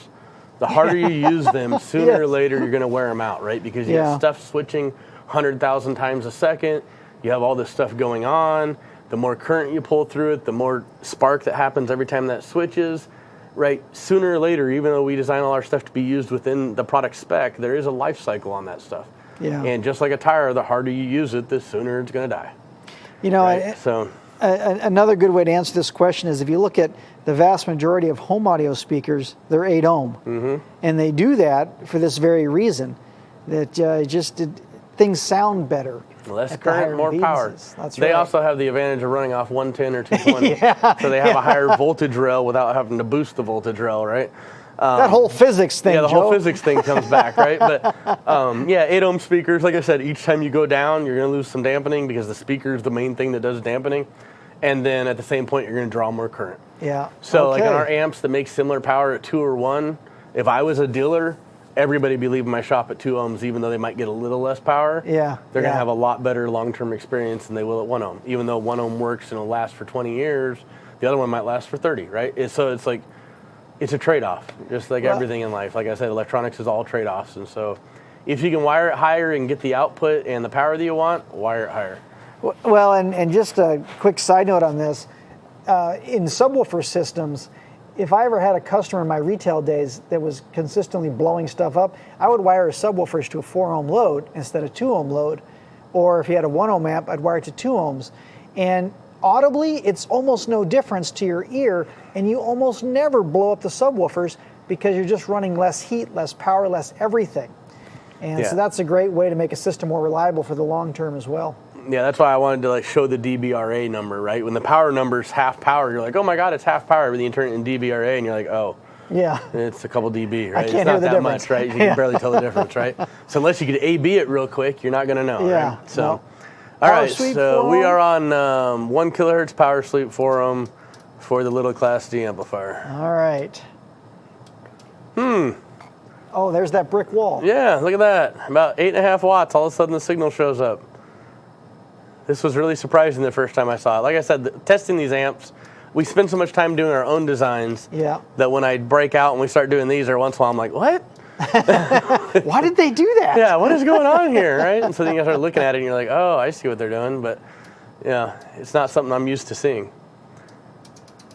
So this one, what do you see? Well, over here on the right side, right, no power until it hits about 8.62 watts.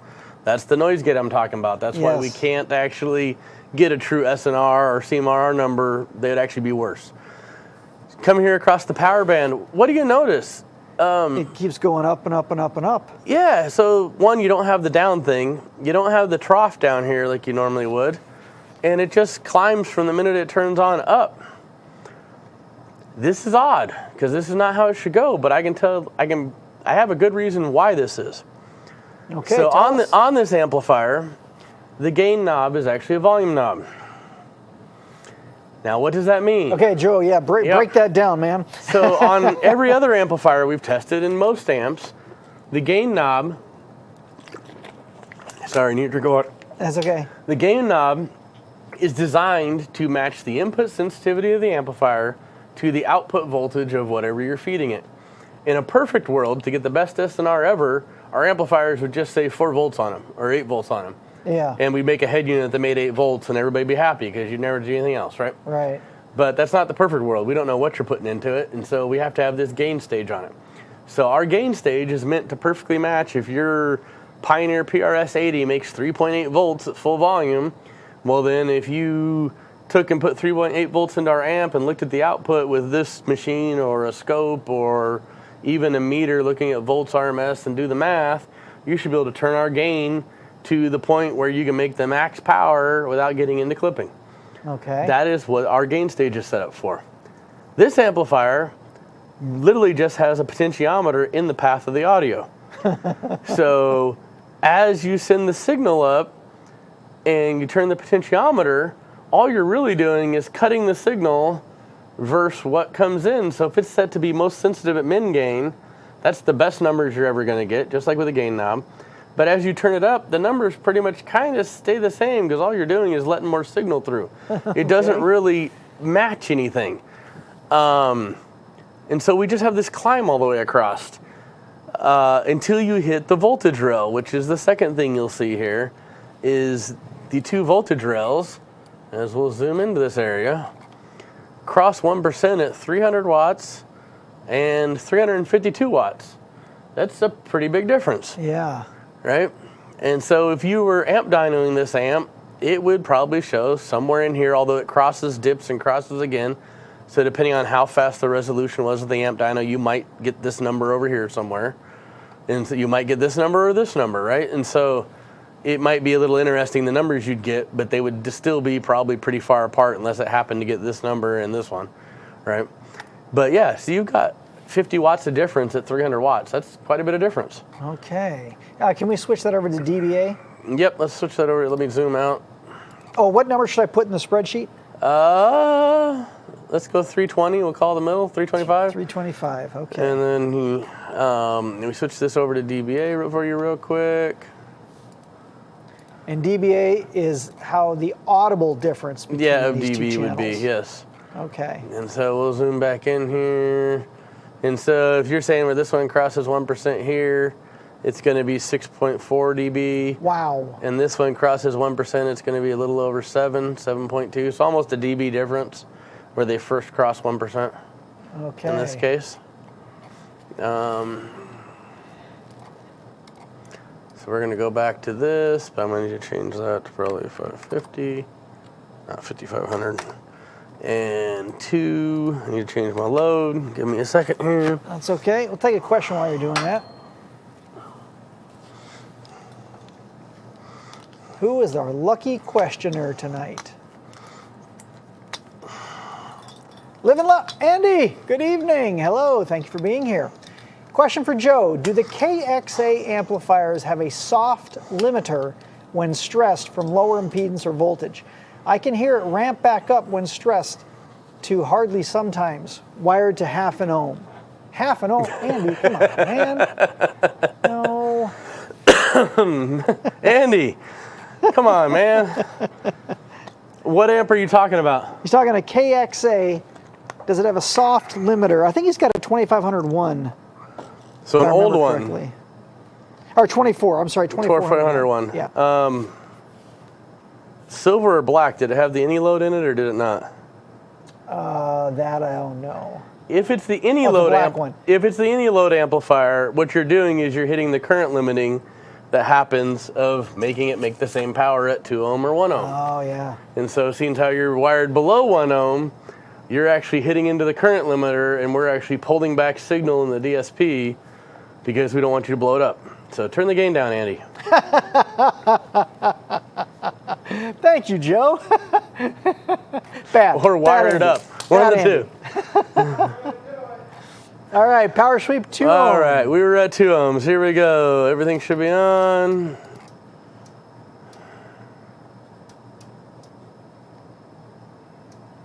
Okay, that's kind of looks like the previous version. I need to change the graph.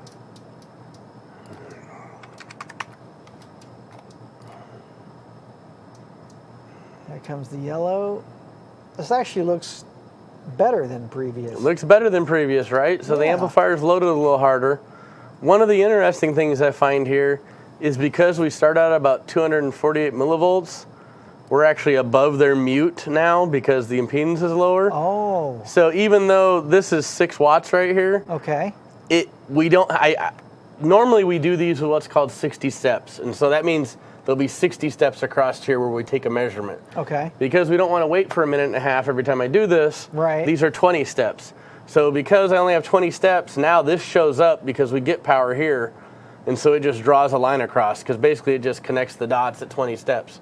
Okay. So if we slowed this way down, you would see a little more humpiness in places, but it's still overall, this would be what you'd consider smoothing on a speaker graph, kind of. Okay. But that's why all of a sudden we have power down here. We don't actually have power down there. It's because I don't have enough resolution to actually see power down that. Most of the resolution is out here. It automatically puts it, it's not linear, it's logarithmic, so most of the steps are out here. There's only a couple down here. Okay. So looking at this one, this actually, same thing though, it just climbs up, right? There's no drop down to where there's a sweet spot where everything's working really well together. It just continues to climb in THD until you get to, and we'll zoom in again because my eyes are old, 481 watts for one channel and 555 watts for another. Wow. So I don't know what you want to put down for that. I guess 510 would be the split. Yeah, let's stay 510. That's what I was thinking But too. that's a pretty big split between the two, right? And what this shows you is that this channel has a harder time getting the current that it needs versus this channel. And that's layout. That's board That's design. layout. That's all board layout, right? That's not Okay. components. That's anything else. That's the layout. This side has more current available for it than this side does, basically. So Joe, if you decided to have our team here at Kicker design one of these amplifiers, we could probably make it actually kick some butt, huh? We have talked about the Brazilian style amplifiers, and to be honest, they're just asking too much out of too many devices for us, our comfortability. Yeah. I have to be honest, the new Warhorse is our version of what we would call that, basically. Like if we were going to make something that's as small as possible and makes a ton of power, the new 3601, which makes more power than that, obviously, a lot, is our version of that. Right? Okay. It's as small as we want to make it for as much power as it has. Once it's out there in the field for the couple of years, if returns stay way low like most of our stuff, then okay, we might try shrinking it some. Okay. But for us, we test our stuff very hard in this lab, way harder than you ever can with a reactive speaker load. Right. And if it fails in the lab, though, it fails in the lab. And so our stuff is always what I would say probably overbuilt. Yes. Right. I mean, we're kind of known for making a really reliable product. It's kind of our goal. We stub our toes. Everybody does. But in general, we keep less than a 1% failure rate on amplifiers. That's pretty crazy for as many amps as we sell. Team kicker. Yeah. And so, we do a very intense job of breaking them before they ever get to the field. Right. Yes. That is our goal. And so we find all the things that break, we fix them, and by the time we get there, they might be a little overbuilt, but I'd rather have something that lasts longer than something I got to send in and get fixed or replaced. Yes. I mean, our warranty's amazing. Yes. Don't get me wrong, I shake my head sometimes at what they warranty. Like, you have an AB car amplifier and we get it back and it's full of mud and water and they still replace it, right? So, I mean, our warranty's amazing, but I would personally not want to be that guy going without an amplifier, right? So I would rather have an amplifier that is made very robust and rugged, and that's what we do. And so the Warhorse is our version of a lot of power in a small package. Because if you actually grab it and look at a 2501, it's about the same area. It's a little wider and a little shorter, right? So but it's also twice the power. Yeah. Right, and so you kind of got to put that into perspective for us. Like, we're shrinking and making more power dramatically, and it's still the same type of reliability because that's what we require. So are we going to be able to do a power bandwidth on this? We are. Do you have the fire extinguisher handy? Nah. I'll smother it with the towel. Okay. The fire extinguisher right outside the door, though. If I need to go get it, I can go get it. Okay, all right. All right. What did we say that power was? Like 500 watts? 510. All right. Yeah. Power sweep 2-ohm, 510. All right, audience, hit record now. Should we take a question while you're typing away? Let's take a question. Hello, audience. What do we got? Marcus, good evening. Thank you for being here. I keep hearing that full bridge amps don't play as deep or bass at the same as half bridge amps. Oh, shit. Yep. It didn't even make it to the power bandwidth sweep. Oh, go back to Joe. Go back to Joe. Show us the smoke. Oh, that sucks. Show us the smoke. Yeah, you can kind of... Sorry, Marcus. We'll come back to you. So we got some smoke. Man, it didn't even make it to power bandwidth. Oh. I'm so disappointed right now. It's just fun for the audience, Joe. All right, well, do I have a saved power bandwidth on this? Send somebody an issue. Okay, I do have a saved. All right, so I have one from earlier that didn't blow up. Okay. So we can still see it. We just can't see it live. So sorry, guys. Real quick, this is the same amplifier that you tested earlier today. So we're survived. seeing real numbers. Okay. Yeah. It survived the first two tests earlier. Okay. But I didn't do the power bandwidth, the power sweep right before. Like, it was longer in between. Okay. But obviously, Houston, we have a problem. Yep. Okay, so show us what you recorded earlier. That surprised me. All right, so if you go back and look at that real quick, I'm going to cut power from this thing real quick. So okay, I don't have let's take Marcus's question again. Marcus, let's put him back up there if you don't mind. We didn't fully answer it. So he keeps hearing that full bridge amps don't play as deep or bass at the same as a half bridge amp. Is that true or just opinion? That is more likely probably because people are saying that Brazilian amps are full bridge amps and half bridge amps are everything else. But that is actually not true, right? We have a lot of amplifiers that are both. So Kicker makes both half bridge and full bridge amplifiers. They both play just as well either way. We have them mixed in our lines. So like if you look at a CX line, you'll find some that are full bridge and some that are half. It's not the topology that causes the problem, it's the design that causes the problem. Okay. It's layout, it's component choices, it's cost that you're willing to spend, it's engineering capabilities, right? Unfortunately, in the internet forum world, right, everybody considers half full bridge to be Brazilian design amps, let's say, right? Okay. And everybody considers half bridge to be Korean older Class D amps, right? Okay. It's not that one is inherently better than the other. It's that one design is more robust and has more headroom and can be abused more than the other. Or it could be that one design has better frequency response than the other. as we saw before, like roll off on the low end, roll off on the top end, right? If you have an amplifier that you grabbed and it happens to be a Brazilian designed half bridge and it rolls off on the bottom end, well, you're going to be like, well, it doesn't make any low bass. Well, that's not because of its half bridge, it's because of the design. Okay. Right? It's not the topology, it's the design. Good, thank you, Joe. Marcus, that's a great question. I bet a lot of people were wondering that, so great question, thank you. Dang, it stinks. Okay, so. Sorry, Joe. So here's a sweep from earlier today because it doesn't erase the old one until you run the new one, and we didn't get to the point where we were going to run a new one. So here's the old sweep. So I'm going to remove the THD level first because this one, no, sorry. Other camera, please. Ernie, can you switch back? There we go. Oh, there we go, thank you. So this is just the power sweep on this one. So if we look at this, right, you've got 450 watts down here at 20 hertz, which is odd because it's boosted. That's intentional. That's not, a function of the amplifier. And then the two channels separate, quite a bit here. Yeah. For power. So one of them over here making 260 at 1K, and one's over here making 320, right? So you got, a good 60, 70 watts of separation between the two. Okay. In their mid-range, and these are all full range. Yes. These amps are designed to run mids, right? Right. All the way across, and then you've got this drop over here at the top to where they drop down to about 150 watts on one channel.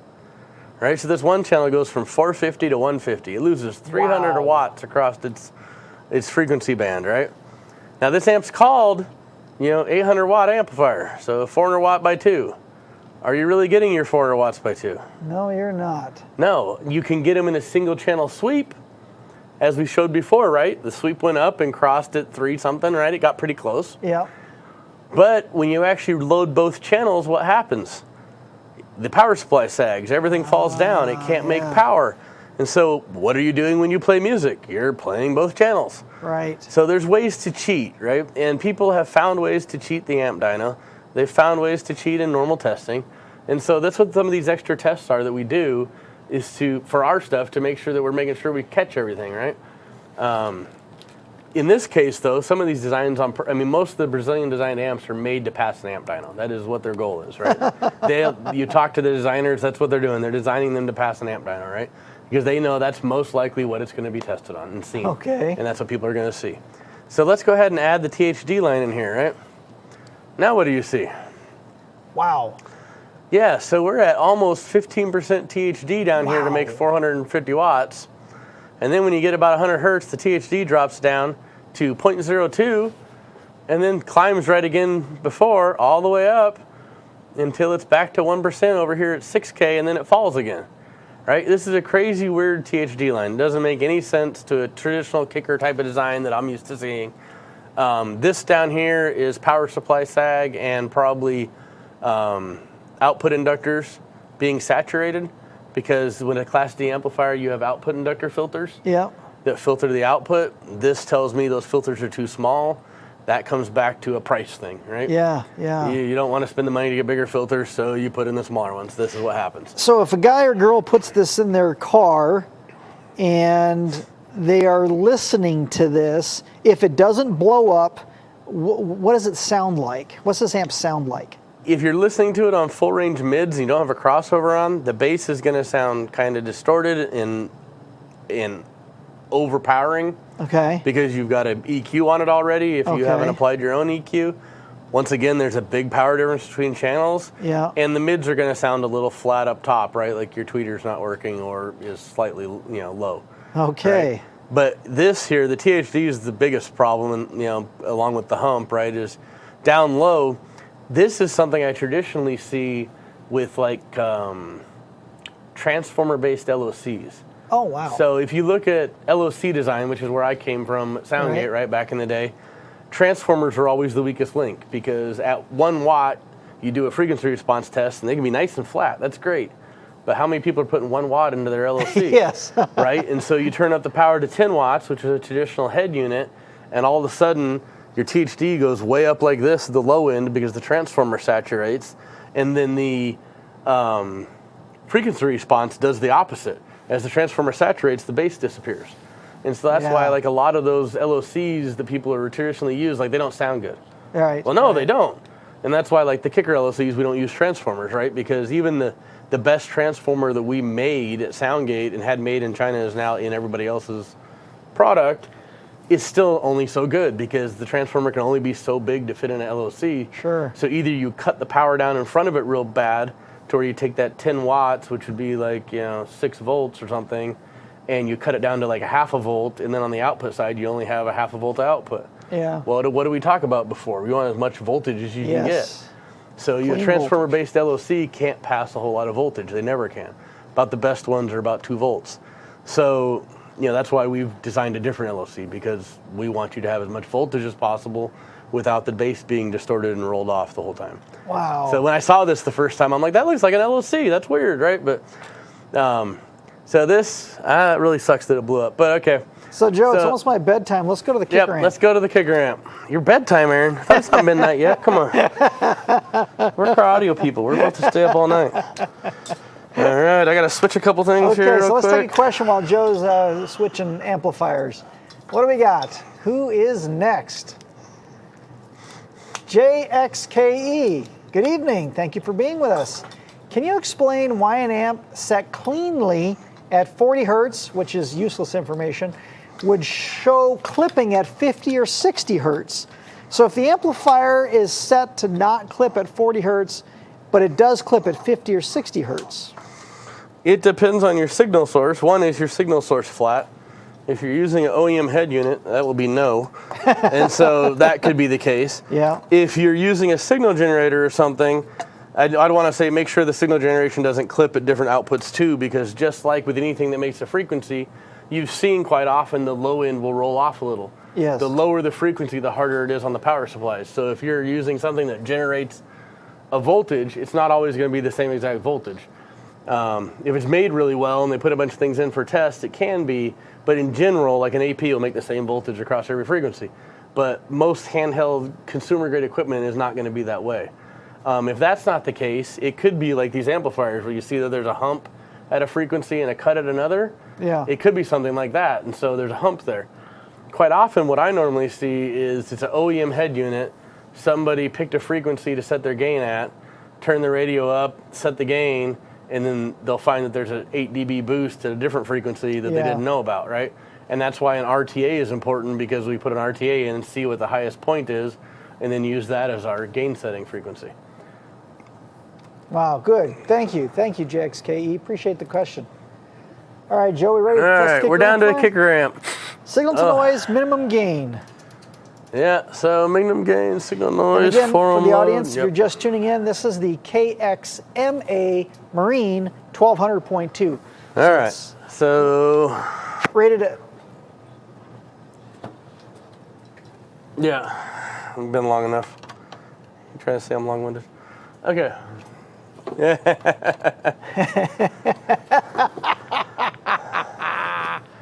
Aaron, we're gonna start making the show an extra hour when I'm on. dude, it is so much fun. All right, so minimum gain, 74 dB, the channel. 74. 74. So now I'm gonna go ahead and go to max gain here, which I can go to the roaming camera if we need to see, but you can probably trust me. I turned it to max gain. Max gain, 70 dB. 70. So hold it here. Didn't I say that most amplifiers always lose 15 to 25 dB of signal and noise when you turn them all the way up? You did say that. Yeah, so why did I say most? Well, because this is one of those ones that's kind of the exception to the rule. So if the gain is all the way up or down, the amplifier is still very quiet. Mm-hmm. Wow. It kind of defies physics, but I'll explain it real quick. So this Yes. is a DSP-based amplifier.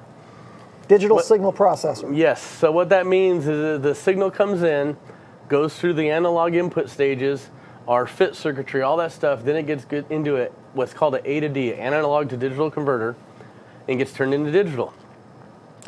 In that, we have a gain light on here that tells you where 1% THD is. It lights up. Yes. What we're doing with that is we're perfectly matching the signal that goes into the DSP to be the most voltage it can be, no matter what your input signal is. And by doing that, we're able to stay pretty much, I won't say it's the same, it's 3 dB, but almost the same SNR no matter where you set the gain. This was, to be honest, not intentional when we did it. It was something we were doing to allow us to do what we were trying to accomplish. Yeah. And then when we realized it, we were like, oh, yeah, that makes sense. Happy accident. Yeah, so this has kind of become one of our standards when we're using DSP amplifiers. Nice. And it allows us to be very, very clean no matter where you put the gain. But yeah, it's a very nice setup. This was one of the nice surprises when we tested this the first time. So, all right. So very good signal to noise. So 73 and 70 no matter what. So no matter what, you're still going to be pretty quiet. Life's good there. We're going to do CMRR, and I'm going to go ahead and put the adapters in first. So I'll take we have a question them. while you're doing that. Let's take another question. SDK Enclosures, good evening. Thank you for being here. Would you prefer an amp with a larger gap from the dynamic number to the RMS number, or one with a narrower spread? So dynamic versus RMS, or do you want a smaller gap between dynamic and RMS? It's an interesting question. Interesting question, and also what do you call dynamic, I think is the first thing, right? So I will say CTA 2006D, the most recent one, we defined dynamic power. So we do have a true industry standard if people want to follow it. Unfortunately, most people probably, it's the amp dyno dynamic number, right? Is what most people see and know. What I will say is it doesn't really matter because it's a design. So if I want a high RMS number that has the dynamic number pretty close to it, I build a really good power supply with a bunch of capacitance, so you're always getting about the same power all the time. Okay. So no matter what, you're going to get 1,500 watts, right? Basically, as long as your voltage coming in is decent. Right. If I want one that has high dynamic power, I go the other way. I build a power supply that has a higher resting voltage, but with less capacitance that will sag.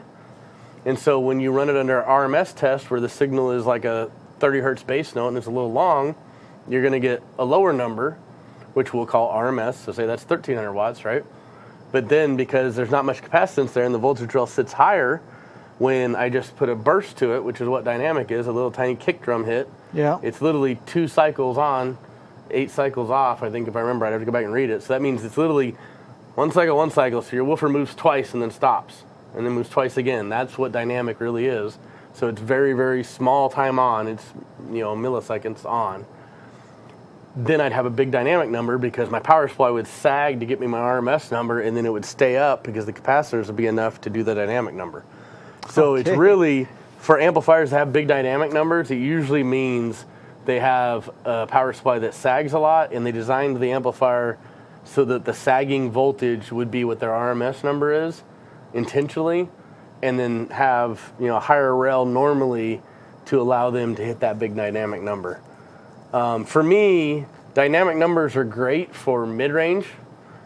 They are so useful for subs because anything below 100 hertz is not a dynamic signal really that you're going to get, right? Unless you're listening to maybe 80s rock with a kick drum that only plays every once in a while, right? But most modern music, there's too much bass down there for dynamic to really help you. Sure. So Okay, for me, it would good. be RMS. Excellent. All right, you, Joe. so here we are we have the fit input impedance adapters in to make it worse, and we have the cables set up, so we're going to go ahead and run ours. CMR at 1 kilohertz. At 1 kilohertz with the fit adapters on this one. We've only used these twice. We used them on the small AB amp and then ours because the other ones tested pretty poorly. So in this case, with the fit adapters, we're 54 and 48. So 54 at 1K, 48 at 10. 48. And because we have fit, if I remember correctly on this test, we'll run it without fit, and there you go. Now we're 62 all the way across. 62. Mm-hmm. So we have a lot of CMRR because we've designed it. That's really there's multiple versions of fit now. Yes. But the core of fit is really, really good noise rejection. That is really what it was designed around. And then when it became fit, it was, okay, it will integrate into cars better. You can wire it directly to this head unit. You do this with it, right? But the core has always been really good noise rejection of fit. What's really nice about this too, Joe, is that this is a marine-specific amplifier, And we constantly get complaints about noisy systems because the factory installed systems, they run all the power through the helm, and it's very, very noisy. And so you put in our amplifier, suddenly it's very, very quiet. And they think we're geniuses. Well, we are, but it's good amp design, good amp layout, and it's fit inputs. Yeah, and the inputs make the biggest difference on that. And so, now this is the second smallest amplifier in our test. Ours is. So it fits somewhere in between the Brazilian amp and everything else. Okay. We'll Power go Suite ahead. 4-ohm. We'll go ahead and do power at 4 ohms. Check the test setup. So I don't have anything wrong. Yep, we're good. All right, we can go.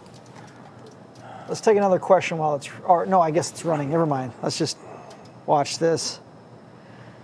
Sorry, folks. I know this is a really late night. Hopefully you're all enjoying it. Looks like you're chatting a lot and sticking around, so we appreciate that.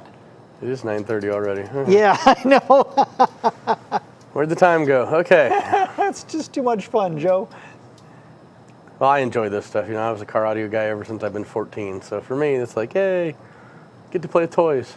There's quite a few people that are saying this is one of their favorite episodes ever, so that's Awesome. fantastic to hear that. Awesome. So here you go, guys. As you can see, we start out at 0.1% THD. So at 1 watt, we were already down below, 0.05, I should say. Very quiet. So less than half of a 0.5%, yeah, a fraction of a THD point. We stay down here below 0.02 and 0.01 all the way over until we hit about 140 watts. Then we slowly start to climb as power supply starts to pull more current. And then you can see here we hit our wall at about 300 watts, right? And so then where we cross 1%, somewhere in here, I'll zoom in. So we got one channel that crosses 1% at 342 and one that crosses at 349. So you've got less than a 7 watt difference between the two channels at full power. It's called 345. Yep. So very close, 345. kind of like the AB amp we tested, right? You're close enough that everything's gonna be symmetrical and not have an issue, and this is what you're looking for, right? It's going to sound good across the bandwidth. Yep. I will change to 2 ohms real quick, and we'll finish this out. So Well, that's good. Ernie that has to drive 300 miles can actually get home tonight. Let's take another question while we're switching over. So next question is, Andy, hello. Why do amplifiers have higher THD when at lower output levels, then dip back down? Always wondered. Okay, so THD is a ratio, right? It's a percentage to your power.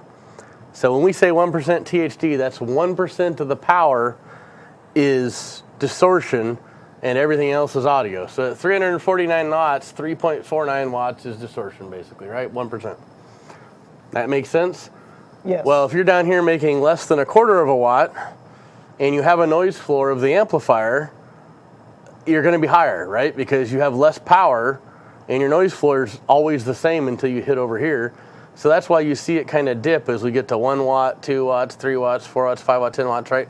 You see this lull come down because the noise floor stays the same. That one amplifier where it just climbed, that tells you that the noise floor is directly tied to the power output. Here, because of the way the amp's designed, we have a noise floor. And everything else is referenced to that noise floor, and that's why it starts a little higher, drops low, and then when we start pulling a bunch of current over here, it starts to make some noise in the amplifier again, and it climbs up till it hits the voltage wall, right? That's why you see this. That makes sense? Yes, it does. Okay. It's a very clean, quiet amplifier. So let's go to 2 ohms. Go ahead and run this. All right, that cyan, bluish, little blip there. What's that blip tell us? Can't tell you. Let me set this right. Whoa, I did that wrong. Let's take a question while Joe is fixing his numbers. He's falling asleep back there in the lab. Eric Keys, good evening. Thanks for being here. There we go. Do you make any smart amps? If so, point me in that direction. Like key amplifiers? Are you asking about key amplifiers, Eric?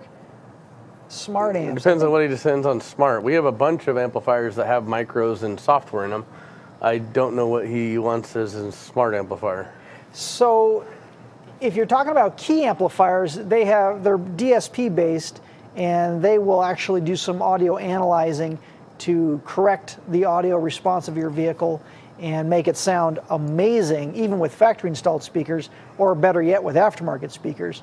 So if that's what you mean by smart, if you mean like start-stop, most of our amplifiers are start-stop compatible now, and that simply means that when you come to a red light and the car motor shuts down, when you restart, the voltage dips for a couple of microseconds. Our amplifiers are stable, the key amplifiers are stable to 6.5 volts, the CXA amplifiers are stable to 9.5 volts, so they will not shut off when the car restarts.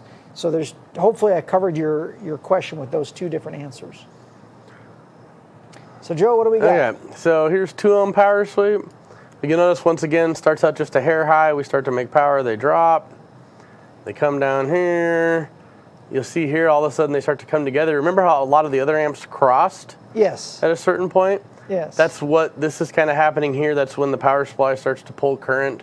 And so actually what really happens is this noise floor for the one that's farther away from the power supply starts to rise a little, so they get closer to each other. Okay.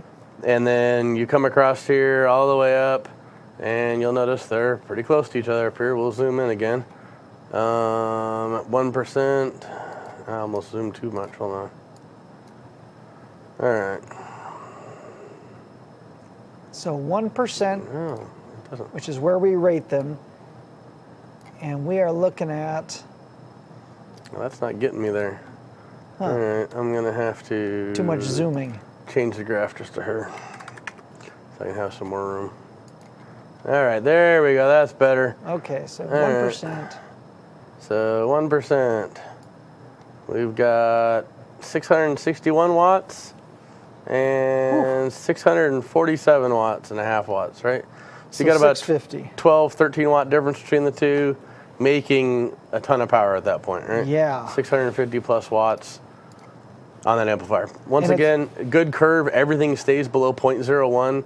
Some of the European brands will rate their stuff like half power and say it's 0.1 or 0.01% THD average power. That's what they're talking about, right? So if you make 600, they go over here somewhere and take an average or take a number 100 and say this is what our average THD is. That's a good amplifier. Like, this is nice and clean, things are good. Of course, I'd expect that. You know, this has been through our torture, so it better be. Let's just put it that way. Well, and this amplifier really was designed to run our KMTC 9 and 11-inch cans, which are very high output. And so if there was any noise from this amplifier, you're going to hear it through these cans because they have high sensitivity. So any bit of noise is being really projected. So it's great to have a really powerful, very quiet amplifier for our high output speakers.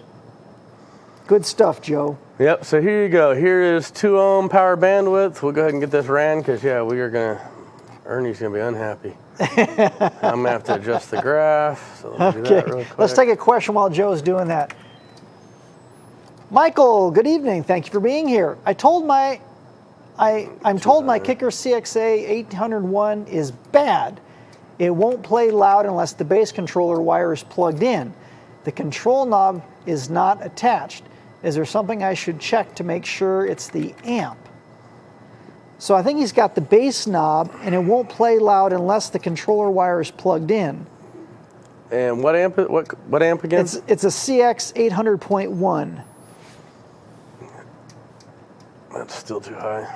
So the CX, now, if I remember correctly, if the CX, it uses the CX ARC, if it's not seated properly, then... Yeah, your audio can go. So if you leave the CX bass knob plugged into the amplifier and unplug from the bass knob, what you basically do is go to complete open gain. That means you've bypassed the gain knob, you've bypassed everything, and you are at max gain plus some, because we actually normally leave a 500 ohm resistor in line, and you've removed that, right? So you're more than max gain, if that's what happened. If that's the case, I would, most likely it's either a bad cable front to back, because the bass knobs don't really go bad. He can grab an off-the-shelf 3.5 millimeter to 3.5 millimeter. Yeah, and plug it in and see if he has a problem, because really that shouldn't be the case. There should be no issues with that audio path. Because of the way that bass knob is, the audio path runs through the bass knob. So if you unplug from the bass knob in, it's going to be crazy loud and you can't change the gain, you can't do anything. Yeah. If you unplug the 3.5 from your amplifier, you then should have normal bass, you should be able to adjust the gain, and everything should work. If that works, it's not an amplifier problem. It's either the cable's broken most likely or the bass knob's broken, but I've never seen a bass knob broken. Hey, So it's Michael, probably the cable or not seated, one of the two. if you want to contact Kicker direct, go support@kicker.com, support@kicker.com, and those guys can walk you through it more specifically. But thank you, that's a great question, and we'll get that taken care of for you. All right, Joe, you ready for us? Yep, so here we go. Power bandwidth. Power bandwidth sweep. I'm going to remove, You don't need the fire extinguisher. don't need the fire extinguisher for this one, but let me remove that so you can just look at the power bandwidth, right? So looking at power bandwidth, you'll see, like I talked about, some amplifiers will roll off at the bottom because of the power supply sags, right? Yeah. That's what you're seeing here. Power supply starts to sag, so we go from 275 watts to 325 watts, and this is referenced at 4, sorry, even though it was a 2-ohm load, so double that power. My apologies. And you come over here, and you'll start to see at about 10, 12K, a clip start to head down. Well, what's that about? So that is traditional Class D. So Class Ds need an output filter. That output filter will normally be set at about 25 kilohertz or 27 kilohertz, 30 kilohertz, somewhere in there, right? Because you need to make sure that you don't have DC and you can't run infinite when you're doing Class D amplifiers. Okay. So there you have limited bandwidth, right? And it can go to 40 or 50 depending on how fast you're switching. It all depends on how fast you can switch your stuff, right? But there's a limit. You can't go too fast. And so these filters are there. And so it looks like a lot when you start looking at this, right? Like it always does. But if you go over here and go to dBRA, and let's look at it in what that looks is it like. audible? That's what right? matters. So here, if we're going to look at this, we're going to say that's plus 4 dB, and over here it's 2 dB, right? So it starts to become audible over here about 16, 18K. That's very typical, unfortunately, of Class D amplifiers. But because this is normal and most people can't hear above 16K, 17K, and we can talk about how music's recorded, that's a whole other thing. There's not a whole lot of energy up there anyways. You have 100-watt tweeters, they're actually getting like 5 watts, 10 watts most of the time because of the way music's recorded. Sure. If you gave them 100 watts, they'd just blow up. Yeah. So, and that's just kind of how the physics are. And that's why Class D is acceptable this way, because that's what happens. And so in the CTA standard or power bandwidth, we would rate this amplifier. I'm going to go back to power in this case. And in this case, like we do, because this is a 1202, which means it's 300 watts at 4 and 600 watts at 2, we would rate this at 300. So basically we rate it down here at like 25 hertz where it crosses the path. Okay. Right, and that's how that works. With CTA power bandwidth, you rate it at the lowest power that you see at the bottom end. And the top end on Class D, you're allowed to be 3 dB down at 20K. That is the rule. And this one's going to be about 2.5 dB down at 20K. So what this means is this thing sounds incredible at you're all flat, volumes. You're flat across. Your power is the same across all levels, basically. You don't have any EQ really being applied from the amplifier except for the slight roll-off on both ends. And so when you're done with the whole day, right, everything works the way that it's supposed to, and life is good. That is kind of our inherent design when we do these. As flat as possible, within reason. We try to stay plus or minus 1 dB until we hit the Class D roll-off on the top side. As this is a big Class D, that roll-off's a little earlier than it is on most of our other stuff. Most of our other stuff, you'll see it right at like 18K, start to turn the corner. But there's trade-offs, like with everything in electronics. Yes. If we wanted to make this roll-off later, the inductors would need to be bigger. So this amplifier would need to grow 1.5 inches. Yeah. Right? And those type of things happen if you want to do the trade-offs. And so everything just becomes a choice of what am I giving up, right? Yeah. And in this case, that this is the design that we came up with. Well, but you can see compared to the other stuff that we've looked at today across the price points, much flatter, much cleaner than most of these designs. Although out of all of these, the second AB amp or the kicker amp would be what I would be happy with in my car, right? Yeah. This one's a little flatter, a little bit better SNR, good CMRR. The other amp at min gain has a little better SNR because it's an AB amp.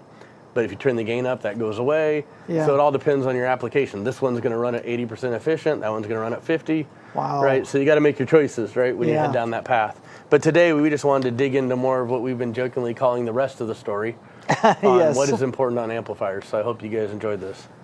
Well, thank you, Joe. Appreciate it. And thank Megan for letting you be here all night. And you know what? We're obviously going to have to do this again.